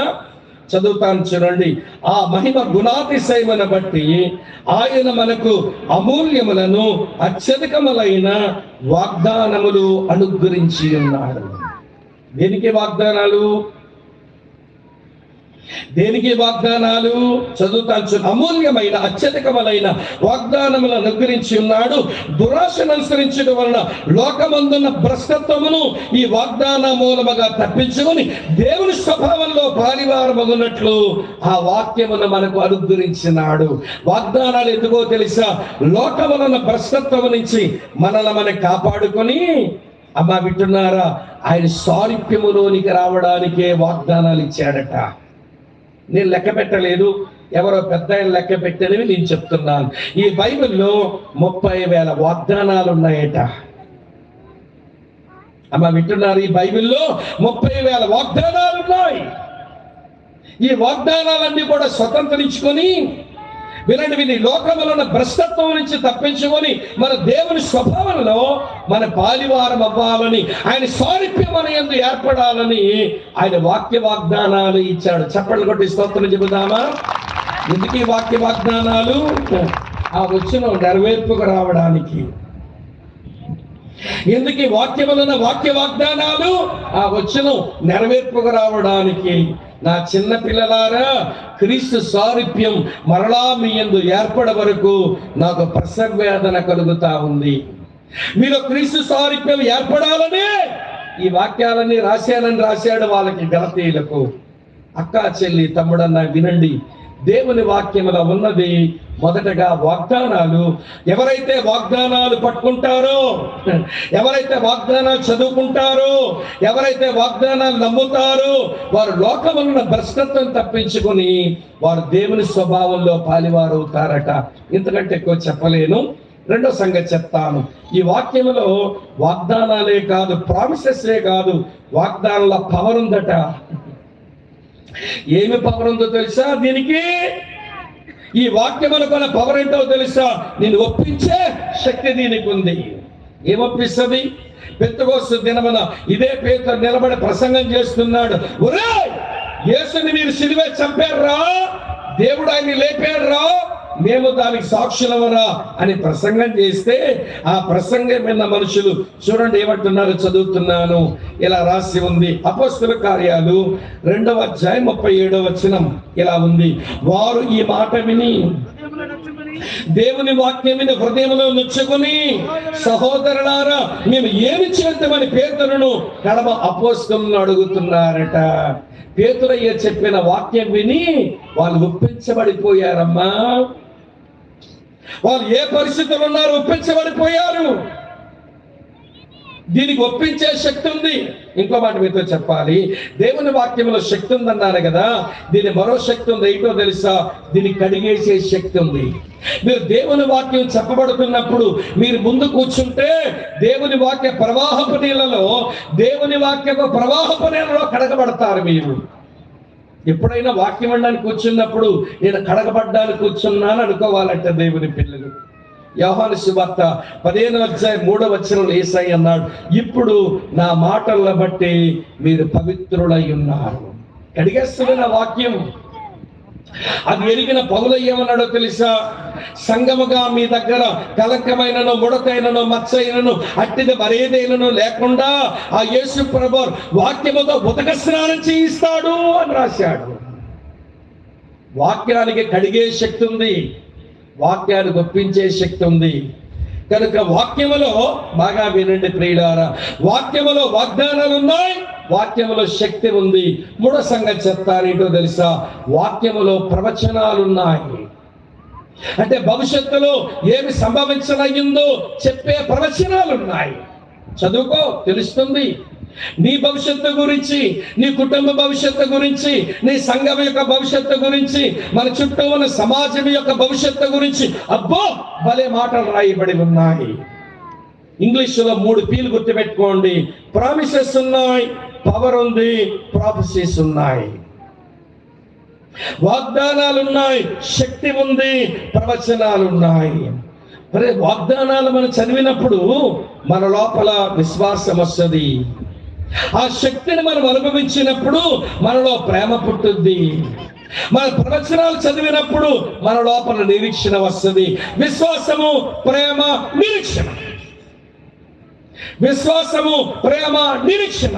ఒక సంగతి మీతో చెప్పన, క్రైస్తవ జీవితానికి ఇంధనం ఏంటో తెలుసా?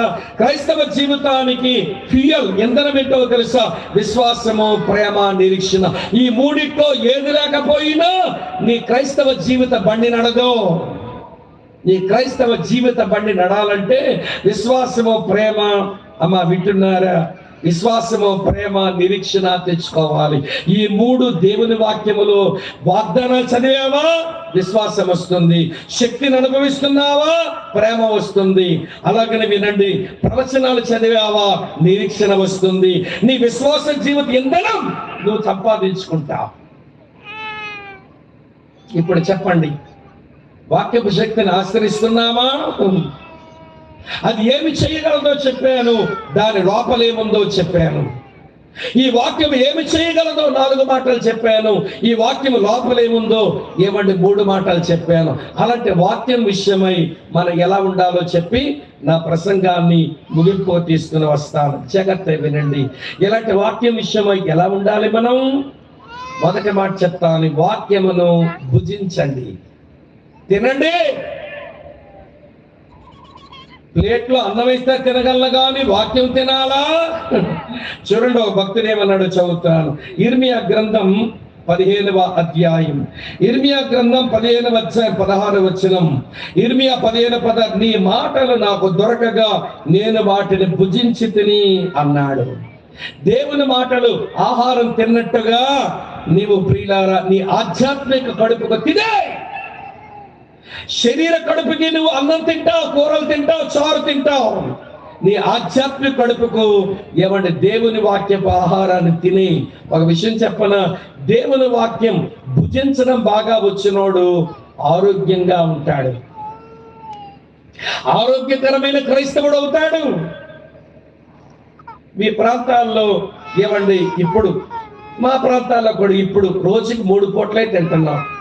అవునా కాదండి? ఉదయం ఏంటో టిఫిన్, మధ్యాహ్నం ఏమో మధ్యాహ్న భోజనం, రాత్రేమో రాత్రి భోజనం, మధ్యలో ఏమో స్నాక్స్ ఉంటాయి 11 గంటలకి.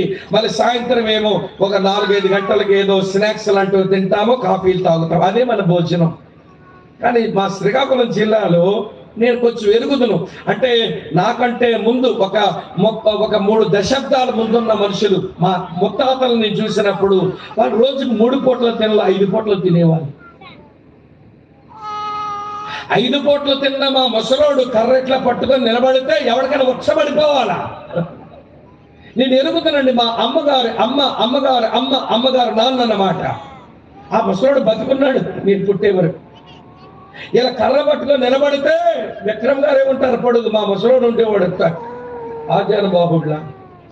ఇలా కర్ర పట్టుకొని చచ్చే వరకు నిలబడితే ఎవరికైనా వచ్చబడిపోవు, రే ముసలోడు వచ్చేస్తున్నాడు రా అని భయపడిపోయేవాడు.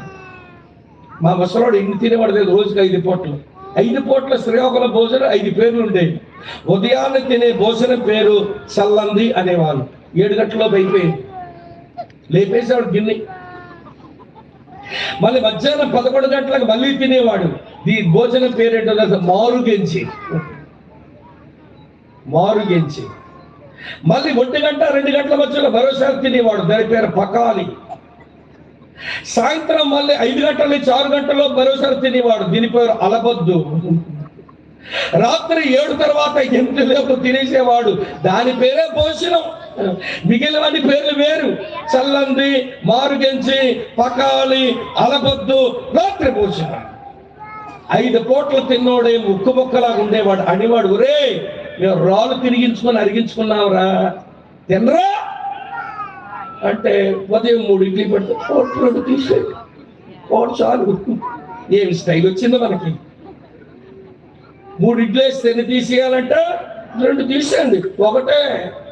మధ్యాహ్న భోజనం ఏమైంది, అన్నం వేస్తే అందులో సగం తీసేయండి. అందుకనే వినండి, 1 గంట సేపు పని చేసేసరికి ఆయాసం వచ్చేసి చెవట్లో గక్కేసి బలహీనం అయిపోయి అలసిపోయామనండి అంటాం. వాళ్ళు అంత బాగా తిన్నారు కనుక ఆరోగ్యంగా ఉన్నారు. మనకి తిండికి స్టైల్ ఎక్కువ చేసి ఇట్లా ఉన్నాం. ఇది శారీరకంగా అది విషయం అండి. ఆది అపోస్తుల మీద అటు రోమీల వల్ల శ్రమలు వచ్చేవి, ఇటు యోధ మతస్థుల వల్ల శ్రమ వచ్చేవి. కానీ వాళ్ళు ఎక్కడ బెసగలేదండి. చావనన్నా చస్తాము కానీ దేవుని కొరకు బ్రతుకుతామన్నట్టుగా ఉన్నారే ఆది అపోస్తుల కాలంలో విశ్వాసులు. ఈరోజు చిన్న శ్రమ వస్తే చాలు, బ్రహ్మయ్య గారు చర్చకు రానండి. ఏమమ్మా కష్టాలు వచ్చేసాయంట, నిందలు వచ్చేసాయట, బాధలు వచ్చేసాయట, పోరాటాలు వచ్చేసాయట. మేము రావండి, యేసయ్య దగ్గర రాలేమండి.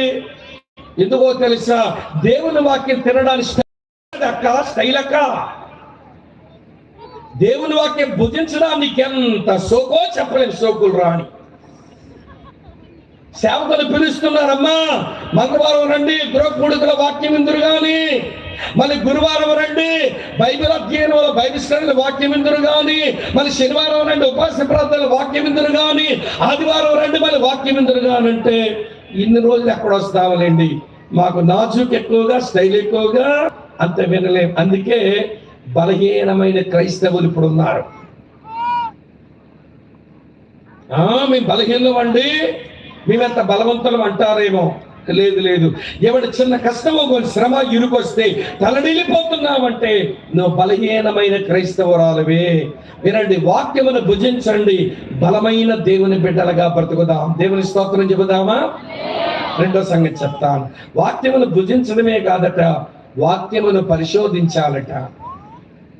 అపోస్తలుల కార్యాలు 17వ అధ్యాయం చూడండి, 11వ వచనంలో ఏమి రాసిందో, వీరు తెస్సలోనికలో ఉన్న వారి కంటే గనులై ఉన్నారు కనుక ఆసక్తితో వాక్యమును అంగీకరించి పౌలును శీలయు చెప్పిన సంగతులు అలా ఉన్నాయో లేవో ప్రతి దినము లేఖనాలు ప్రతిరోజు పరిశోధించారట.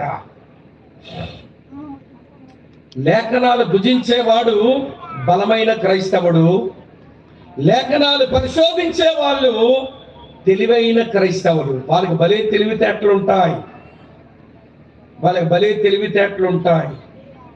అందుకనే దావీదు అన్నాడు 19వ కీర్తన 7వ వచనంలో, దేవుని వాక్యం బుద్ధిహీనులకు జ్ఞానం పుట్టించును, బుద్ధిహీనులకు జ్ఞానం పుట్టించును. అమ్మా వింటున్నారా? మొన్నని నేను చెన్నై రాకమనుకో ముందు రోజు రాత్రి ఒక ఊర్లో మీటింగ్కి వెళ్ళాను. ఆ ఊరంతా దొరలే, తెలగ దొరలు ఉంటారు ఆ ఊరంతా. ఆ ఊర్లో ఒక అబ్బాయి మాత్రమే చదువుకున్నాడు. ఏమండి, మా సావాసంలో మాతో కలిసి ఉంటాడు అబ్బాయి. అన్నా ఒక కృతజ్ఞత కూడికి పెట్టాలన్నా మీరు మా ఊరు రావాలని అంటే వెళ్ళాను. అమ్మా వింటున్నారా? అబ్బాయి నిలబడి సాక్ష్యం చెప్తుంటే నాకే తెలియని విషయాలు చెప్పాడు. కొంత తెలుసు అబ్బాయి గురించి నాకు. ఏమంటే ఊరంతా తెలగ దొరలే. ఈ అబ్బాయి ఏమో కాలనీలో షెడ్యూల్ కులంలో పుట్టినటువంటి అబ్బాయి. మా ఊర్లో ఎవరు చదువుకోలేని రోజుల్లో మా నాన్న కూలి పనికి వెళ్ళి నన్ను చదివించాడు. ఆ చదివిన క్రమంలో నేను మారు మనసు పొంది రక్షించబడి బైబిల్ చదవడం మొదలు పెడితే బైబిల్ ఏమో నాకు హేతుబద్ధంగా ఆలోచించడం నేర్పించింది. ఇక నా చదువు పెరిగింది. ఎప్పటికీ నాకు అయిన డిగ్రీలు 8 పోస్ట్ గ్రాడ్యుయేషన్ డిగ్రీలు చేశాడండి. 8 పోస్ట్ గ్రాడ్యుయేషన్ డిగ్రీలు చదివాను నేను. మా ఊర్లో దొరల్లో ఎవరు నాతో చదువుకోవాలా. 8 పీజీలు చేశాను నేను. లెక్చరర్ గా పనిచేస్తున్నాడు గవర్నమెంట్ మోడల్స్ కాలేజీలో లెక్చరర్ గా పనిచేస్తున్నాడు. 8 పీజీలు చేశారంటే గుండు జారిపోయింది. ప్రియులారు, ఒక పేద కుటుంబంలో పుట్టి నాన్న చదివించలేని పరిస్థితుల్లో ఉండి దేవుని నమ్ముకొని బైబిల్ చదువుతూ ఉండగా అబ్బాయి చెప్తాడు, ఈ బైబిల్ చదవకపోతే ఇంత జ్ఞానం నాకు వచ్చి ఉండేది కాదు. ఈ బైబిల్ వలనే నేను జ్ఞానవంతుడయ్యాను. అందుకే అంటున్నాడు, లేఖనాలు పరిశోధించు, బైబిల్ వాక్యం చదువు, లేఖనాలు పరిశోధించు, జ్ఞానము గల క్రైస్తవుడు అయిపోతావు. ఇంకెక్కువ చెప్పలేను. ఇది రెండవ మాట. మూడవ మాట చెప్తాను వినండి. లేఖనాలు కంఠస్థం చెయ్యాలట. అమ్మా వింటున్నారా?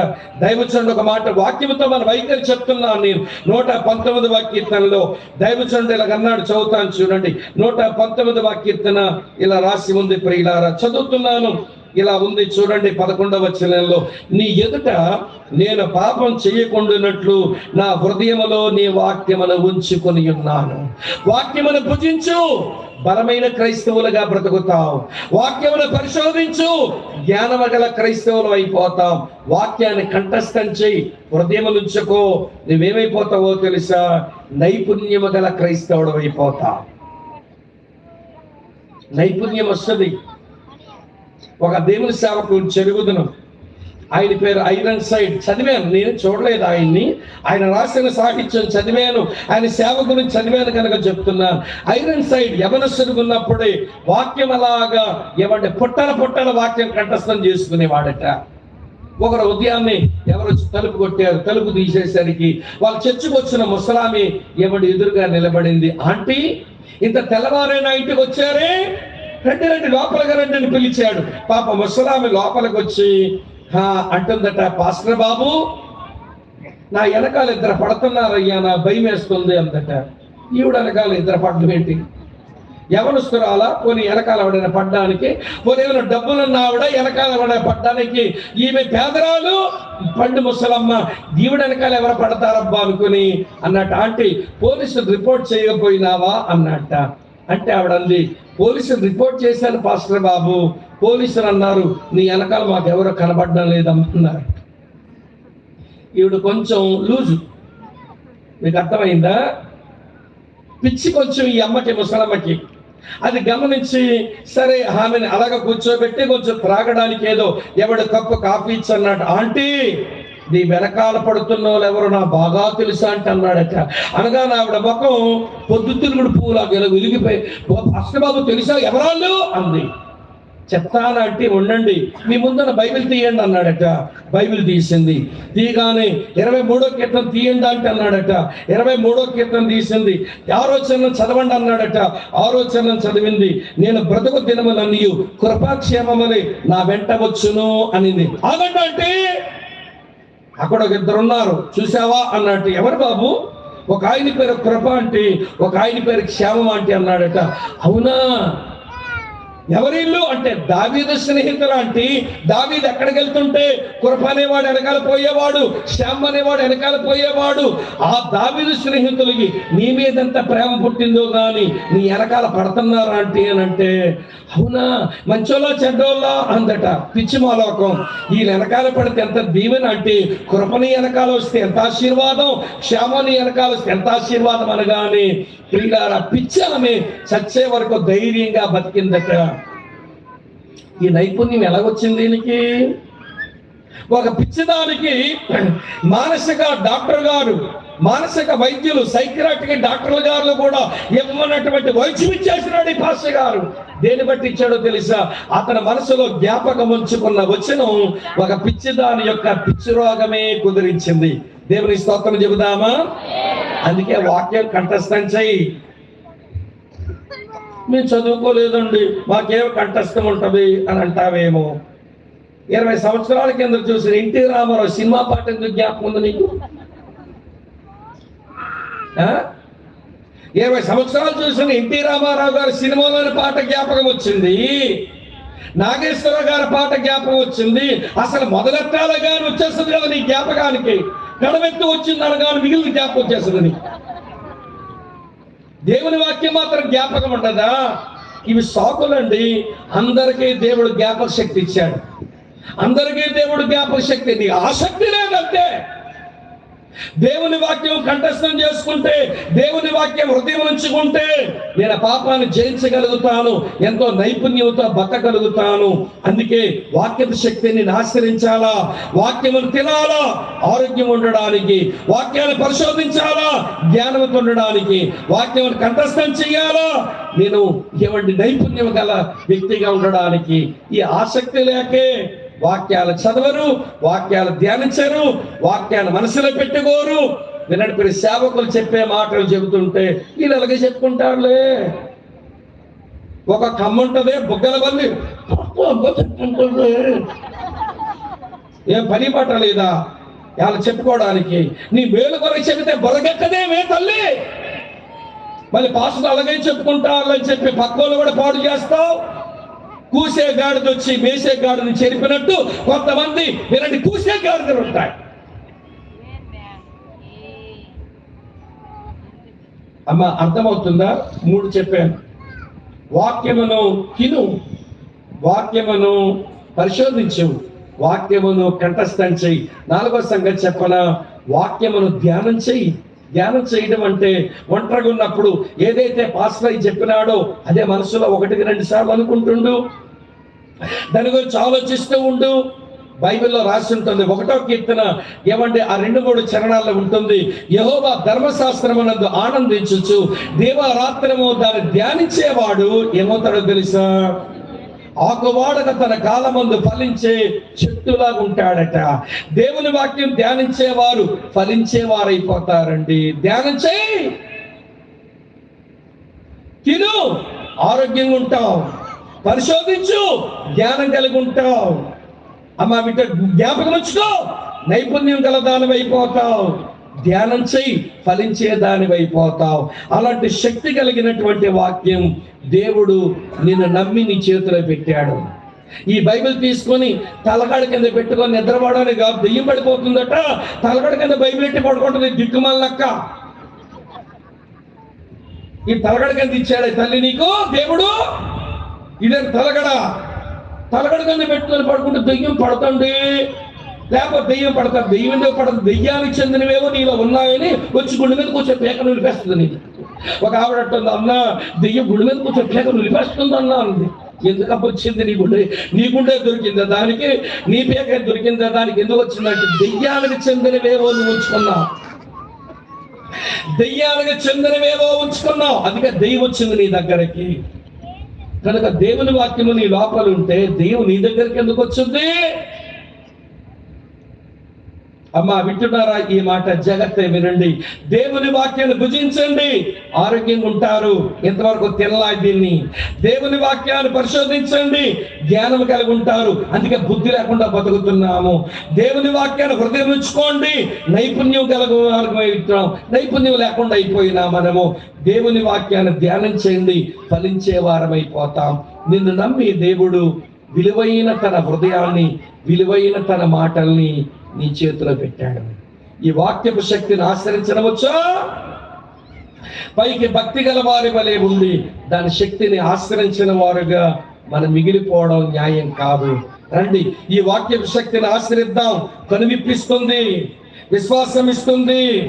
అలాగనే వినండి ప్రియమైన స్నేహితులకు, విశ్వాసం ఇవ్వడంతో పాటు మనం బాగు చేస్తుంది. బాగు చేయడంతో పాటు మనకు సాతాను మీద పోరాటానికి ఆయుధంలాగా నిలుస్తుంది. ఇందులో వాగ్దానాలు ఉన్నాయి, విశ్వాసాన్ని పుట్టిస్తాయి. ఇందులో శక్తి ఉంది, ప్రేమను పుట్టిస్తుంది. ఇందులోని ప్రవచనాలు ఉన్నాయి, నిరీక్షణ పుట్టిస్తాయి. చివరికి వాక్యం ఎడల సరైన వైఖరి కలిగి బ్రతుకుదాం. ప్రియులారా, మనమంతరము బుద్ధి తెచ్చుకోవడానికి, సిగ్గుపడడానికి ఒక అనుభవం చెప్పి నేను ముగించేస్తాను. బాగా వినండి.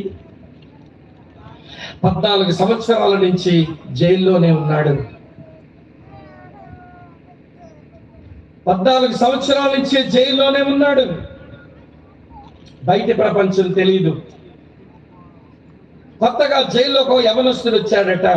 వచ్చి ఇతగాన్ని చూడగానే భలే సంతోషంగా కనబడితే దగ్గరకు వచ్చి అన్నాడు, సార్ మీరు జైల్లోకి వచ్చి 14 సంవత్సరాలు అయిందని విన్నాను, కానీ మీరు భలే జాయ్ఫుల్ గా కనబడుతున్నారే, నవ్వుతా సంతోషంతో, మీ ఆనందానికి కారణం ఏంటి అన్నాడట.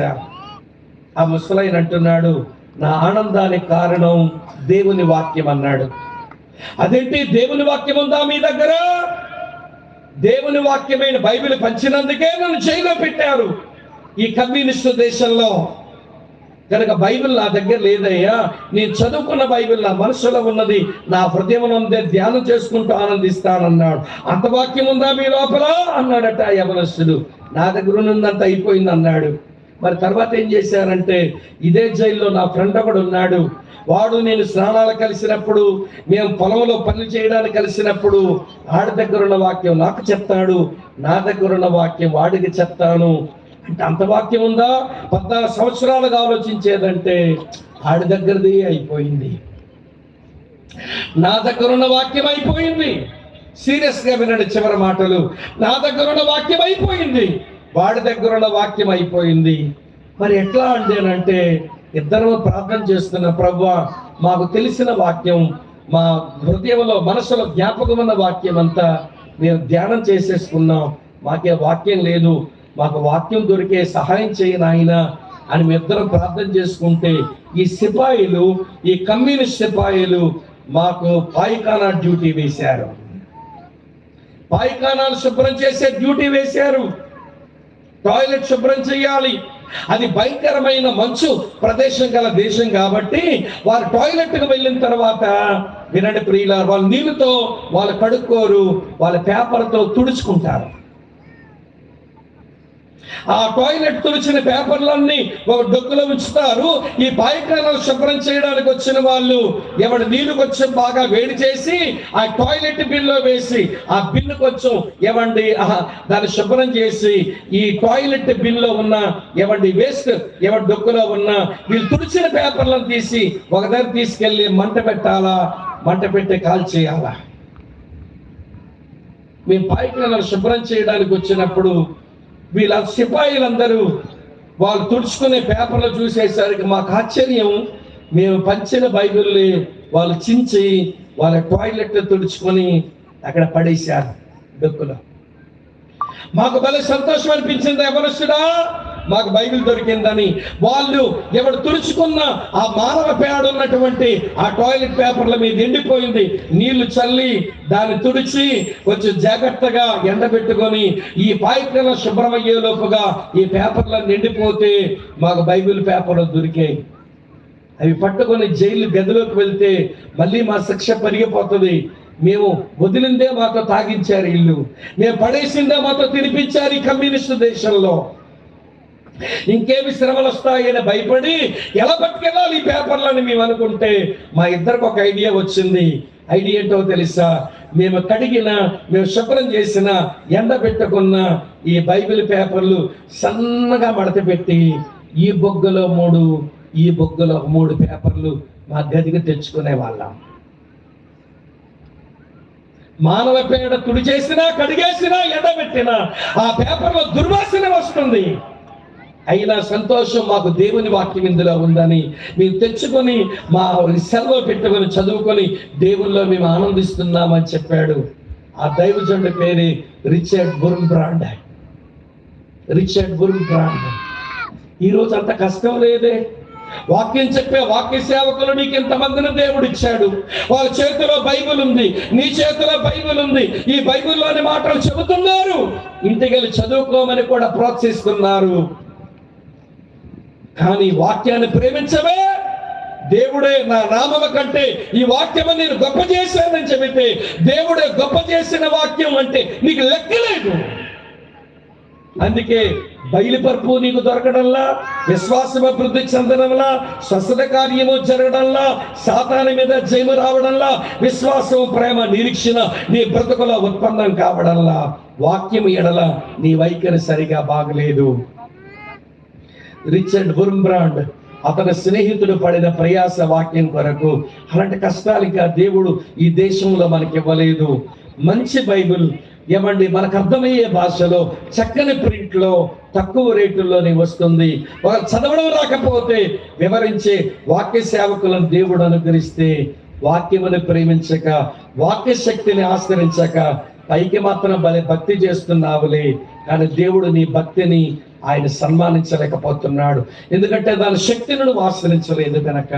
ఈ రాత్రి పశ్చాత్తాపంతో, విరిగి నలిగిన హృదయాలతో, దేవా నువ్వు గొప్ప చేసిన నీ వాక్యమును నేను గొప్ప చేయలేకపోయాను. వాక్యమును భుజించడం రాలా, వాక్యమును పరిశోధించడం రాలా, వాక్యాన్ని కంఠస్థం చేయడం రాలా, వాక్యమును నా జీవితంలో ధ్యానించడం రాలేదు. అందుకే వాక్య ప్రయోజనం పొందలేని మనిషిని అయిపోయానయ్యా, నన్ను క్షమించవా, నీ వాక్యమును ప్రేమించడం నాకు నేర్పించవా అని ప్రార్థన చేసుకుని శక్తిని ఆశ్రయిద్దాం. భక్తి బయటికి చేసి చూపిద్దాం. కళ్ళు వంచండి, కళ్ళు మూసుకోండి, ప్రార్థన చేద్దాం.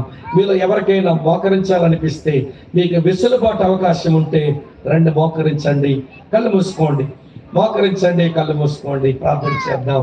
మోకరించలేనండి, కాలు బాధలున్నాయి, నిలబడిపోయి ప్రార్థన చేసుకుంటానంటే నిలబడిపోయినా ప్రార్థన చేసుకోనండి. కళ్ళు మూసుకోండి, వెంటనే ఎవరెవరైపు చూడొద్దు.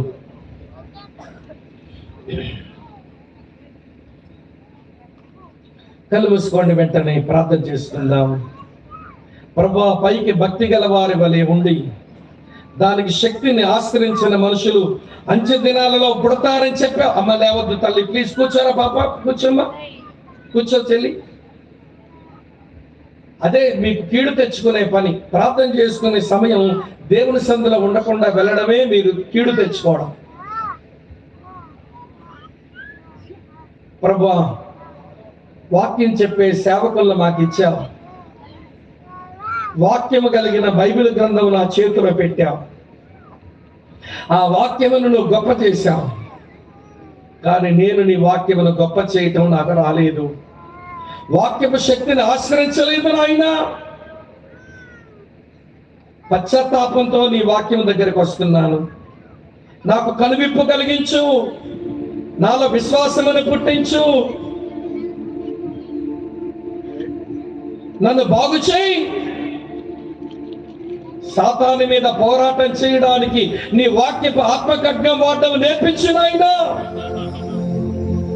విశ్వాసము, ప్రేమ, నిరీక్షణ నాలో పుట్టించు. వాక్యమును బట్టి వాక్యం ఎడల నేను సరైన వైఖరి కలిగి ఉండునట్లుగా, వాక్యం ఎడల నేను సరైన వైఖరి కలిగి ఉండునట్లుగా ఓ ప్రభువా నాకు సహాయం చేయవా. నేను ఎందుకు దీవించబడలేకపోయాను, నేను ఎందుకు బాగుపడలేదు, నేను ఎందుకు ఎదగలేదు, నేను ఎందుకు ఎలాగ మిగిలిపోయానో నాకు అర్థమైపోయింది నాయన. నేను లోకానికి నవ్వులాటగా పనికొస్తున్నాను, నీ సేవకులకు నిన్ను ఏడిపించడానికే పనికొస్తున్నాను నాయన. నన్ను మన్నించవా, నన్ను మన్నించవా, నన్ను మన్నించు బాబు, నన్ను క్షమించు నాయన అని ఎవరికి వారమే భారంతో ప్రార్థన చేసుకుందామా? ఎవరికి వారి భారంతో ప్రార్థన చేసుకుందామా? ఇది చాలా ప్రశస్తమైన గడియ. బ్రదర్ స్వామి, అన్న స్వామి, స్వామంకుల్, తమ్ముడు స్వామి, గతం ఏదో జరిగింది, ఏదో జరిగిపోయింది. కానీ ఇక మీదట వాక్యపు శక్తిని ఆశ్రయించి వాక్య ప్రయోజనాలు పొందుతూ నేను దేవుల్లో ఎదుగుతాను. నేను లోకానికి నవ్వులాటగా, నా సేవకులు ఏడిపించేదానిగా నేను బతకను. నా కొరకై ప్రార్థన చేయండి. నేను బాగుపడతాను, నేను బాగుపడతాను. నా కొరకై ప్రార్థన చేస్తారా అనే వాళ్ళు ఎవరైనా ఉంటే మీరు ఉన్న చోట, మీరు ఉన్న చోట, మీరు ఉన్న చోట అలా చెయ్యి పైకెత్తి దేవుని చేతిలో చెయ్యి వేస్తారా? మీ కొరకై ప్రార్థన చేస్తాను.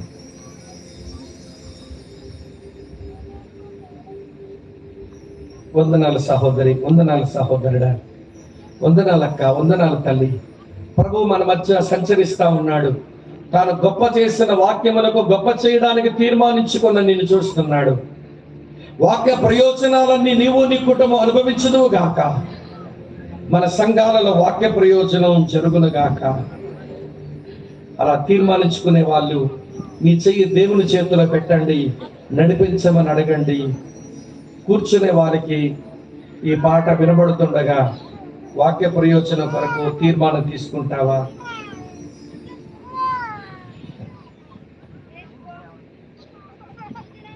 నీ వాక్యము నా పాదములకు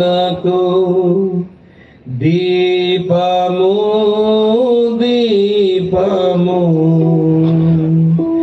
నా త్రోవకు వెలుగై, వెలుగై యున్నటి ఆ దీపము. నా త్రోవకు వెలుగై, వెలుగై యున్నటి ఆ దీపము. నీ వాక్యము నా పాదములకు దీపము, దీపము నా త్రోవకు వెలుగై, వెలుగై యున్నటి ఆ దీపము. నా త్రోవకు వెలుగై, వెలుగై యున్నటి ఆ దీపము. నీ ధర్మశాస్త్రము నాకెంతో ప్రియము, నీ న్యాయ విధులు నాకాహారం. నీ ధర్మశాస్త్రము నాకెంతో ప్రియము, నీ న్యాయ విధులు నాకాహారం. హల్లెలూయా, హల్లెలూయా, హల్లెలూయా, హల్లెలూయా. నాదుడేసుడు క్రీస్తు రాజుకు హల్లెలూయా. నాదుడేసుడు క్రీస్తు రాజుకు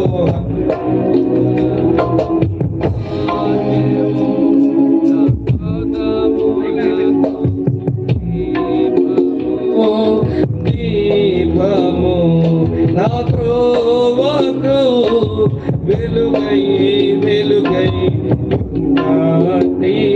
ఆ దీపము నా త్రోవకు వెలుగై వెలుగై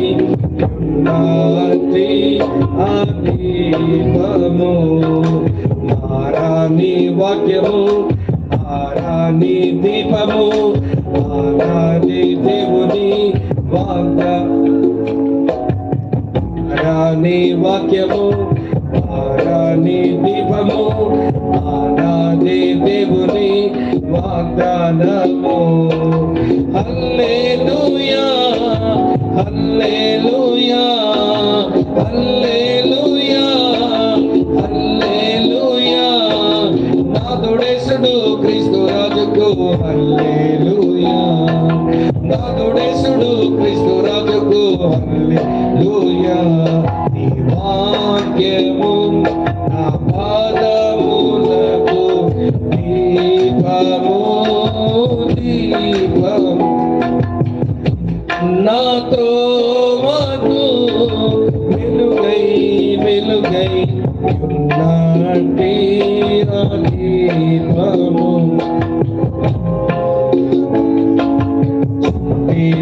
నీయల వంటి ప్రవాహము కంటే మరి కమ్మని వింటి వాక్యం.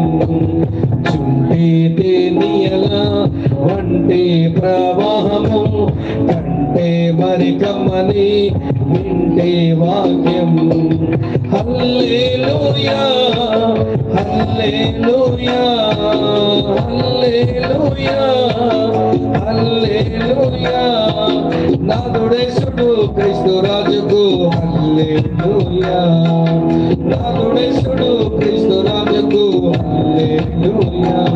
నీ వాక్యము నా పాదములకు దీపము దీపము నా త్రోవకు వెలుగై వెలుగై ఉన్నట్టి ఆ దీపము. నా త్రోవకు వెలుగై వెలుగై ఉన్నట్టి ఆ దీపము.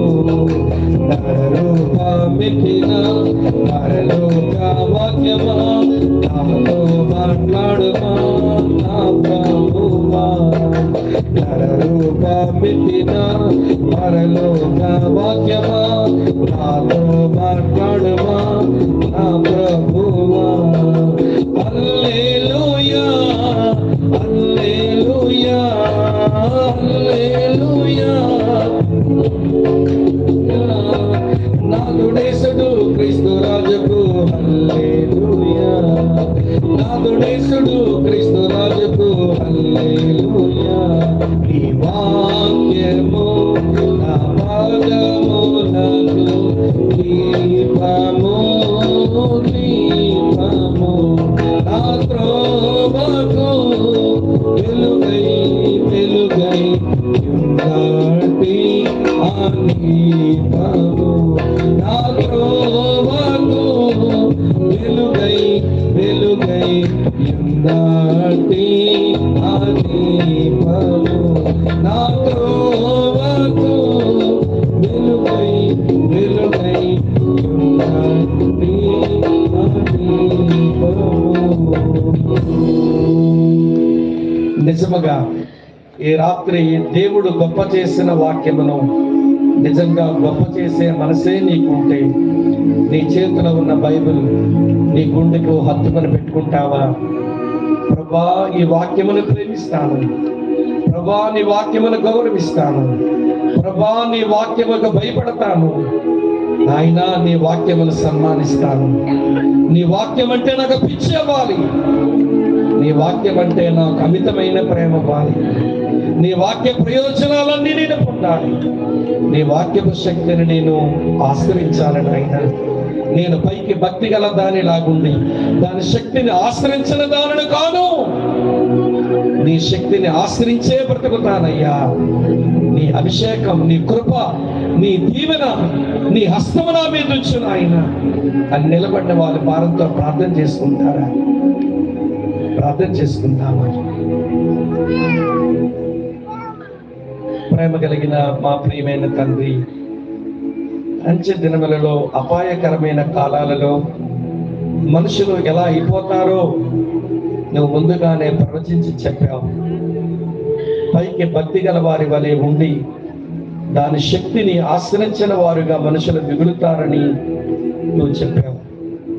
ఆ గుంపులో కలిసిపోయి కుట్టుగలిపోయి నాశనమైపోయేవారుగా కాక మేము శక్తిని ఆశ్రయిస్తూ పైకి భక్తి చేసే గుంపులో మేము ఉండినట్లుగా నీ కృపా కార్యం చేయండి నాయన.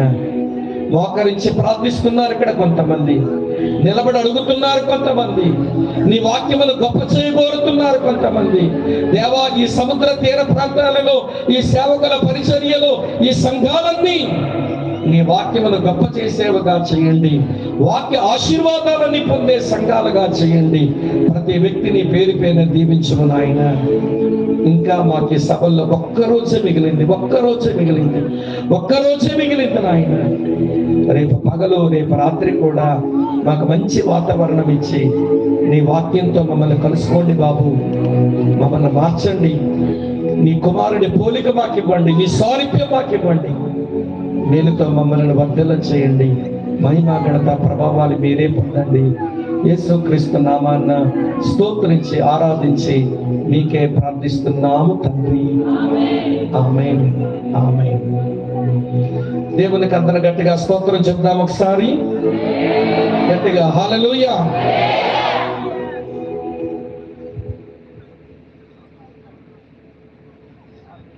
దేవుని పరిశుద్ధ నామమునకు మహిమ కలుగుగాక.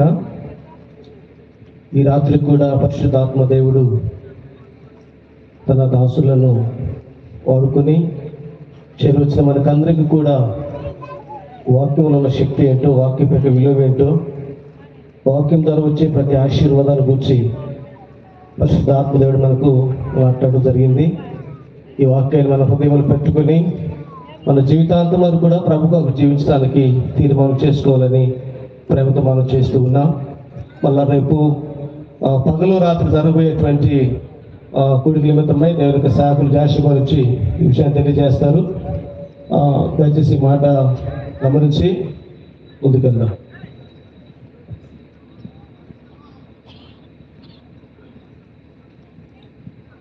పరిశుద్ధాత్మ దేవుని యొక్క నడిపింపులో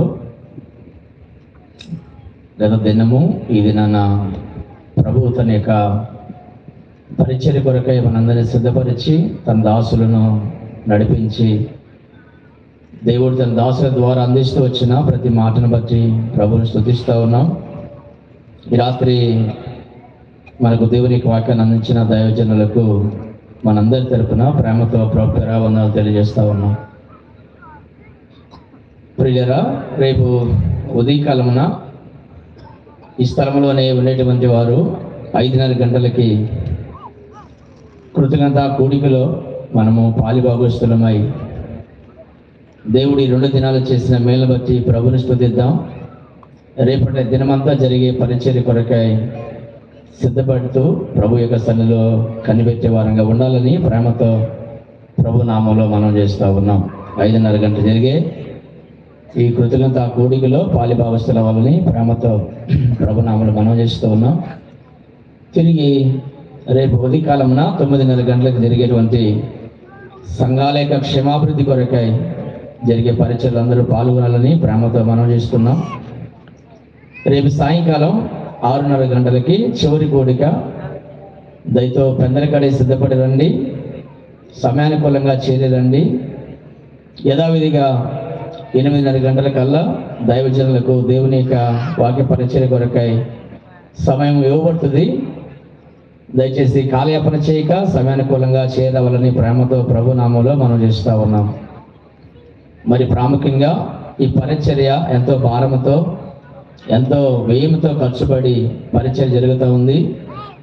దీని వెనక ఈ మినిస్ట్రీ లేదు. సముద్ర తీర ప్రాంతాల వంటి అన్ని సంఘాలు వారి సహకారంతో ప్రార్థనతో ఈ పరిచర్య జరుగుతూ ఉంది. రేపటి సాయంకాలం కూడికలో, చివరి కూడికలో ఈ పరిచర్య కొరకై కానుకలు ఏర్పాటు చేయబడుతుంది. దేవుడు మిమ్మల్ని ప్రేమించిన దాన్ని బట్టి ఈ పరిచర్య కొరకై ప్రేరేపించిన రీతిలో ఈ పరిచర్య కొరకై మీ సహాయ సహకారాలు అందించాలని ప్రేమతో ప్రభు నామములో మనవి చేస్తూ ఉన్నాను. రేపు సాయంకాలం కూడికలో ఈ పరిచర్య కొరకై కానుకలు ఏర్పాటు చేయబడతాయి, తీయబడుతుంది. దాంతో ప్రకటన గమనించి ఈ పరిచర్య కొరకై ప్రార్థన చేయండి. దేవుడు మిమ్మల్ని ప్రేరేపించిన కొలది ఈ పరిచర్య కొరకై మీ సహకారాన్ని అందించాలని ప్రేమతో ప్రభు నామంలో మనం చేస్తూ ఉన్నాం. తీర ప్రాంత సంఘాల నుంచి ఈ పరిచర్య కొరకై ఎవరైనా కానుకలు తీసుకుని వస్తే దైవజనులు విజయ్ కుమార్ గారిని కలవండి, కలిసి మీ సహకారాన్ని అందించాలని ప్రేమతో ప్రభు నామంలో మనం చేస్తూ ఉన్నాం. అందరికీ భోజనాలు ఏర్పాటు చేయబడిందండి. స్థానిక సంఘాల యవనస్తులు, తీర ప్రాంత సంఘాల యవనస్తులు భోజనం ఏర్పాటు చేస్తారు. అందరూ భోజనం చేయాలని ప్రేమతో ప్రభు నామంలో మనం చేస్తూ ఉన్నాం. దైవజనులు పాస్టర్ విక్రమ్ గారు వచ్చి ప్రార్థన చేస్తారు. దైవజనులు రాజారెడ్డి గారు ఆశీర్వాదంతో ఈ రాత్రి కూడికను మనం ముగించుకున్నాం.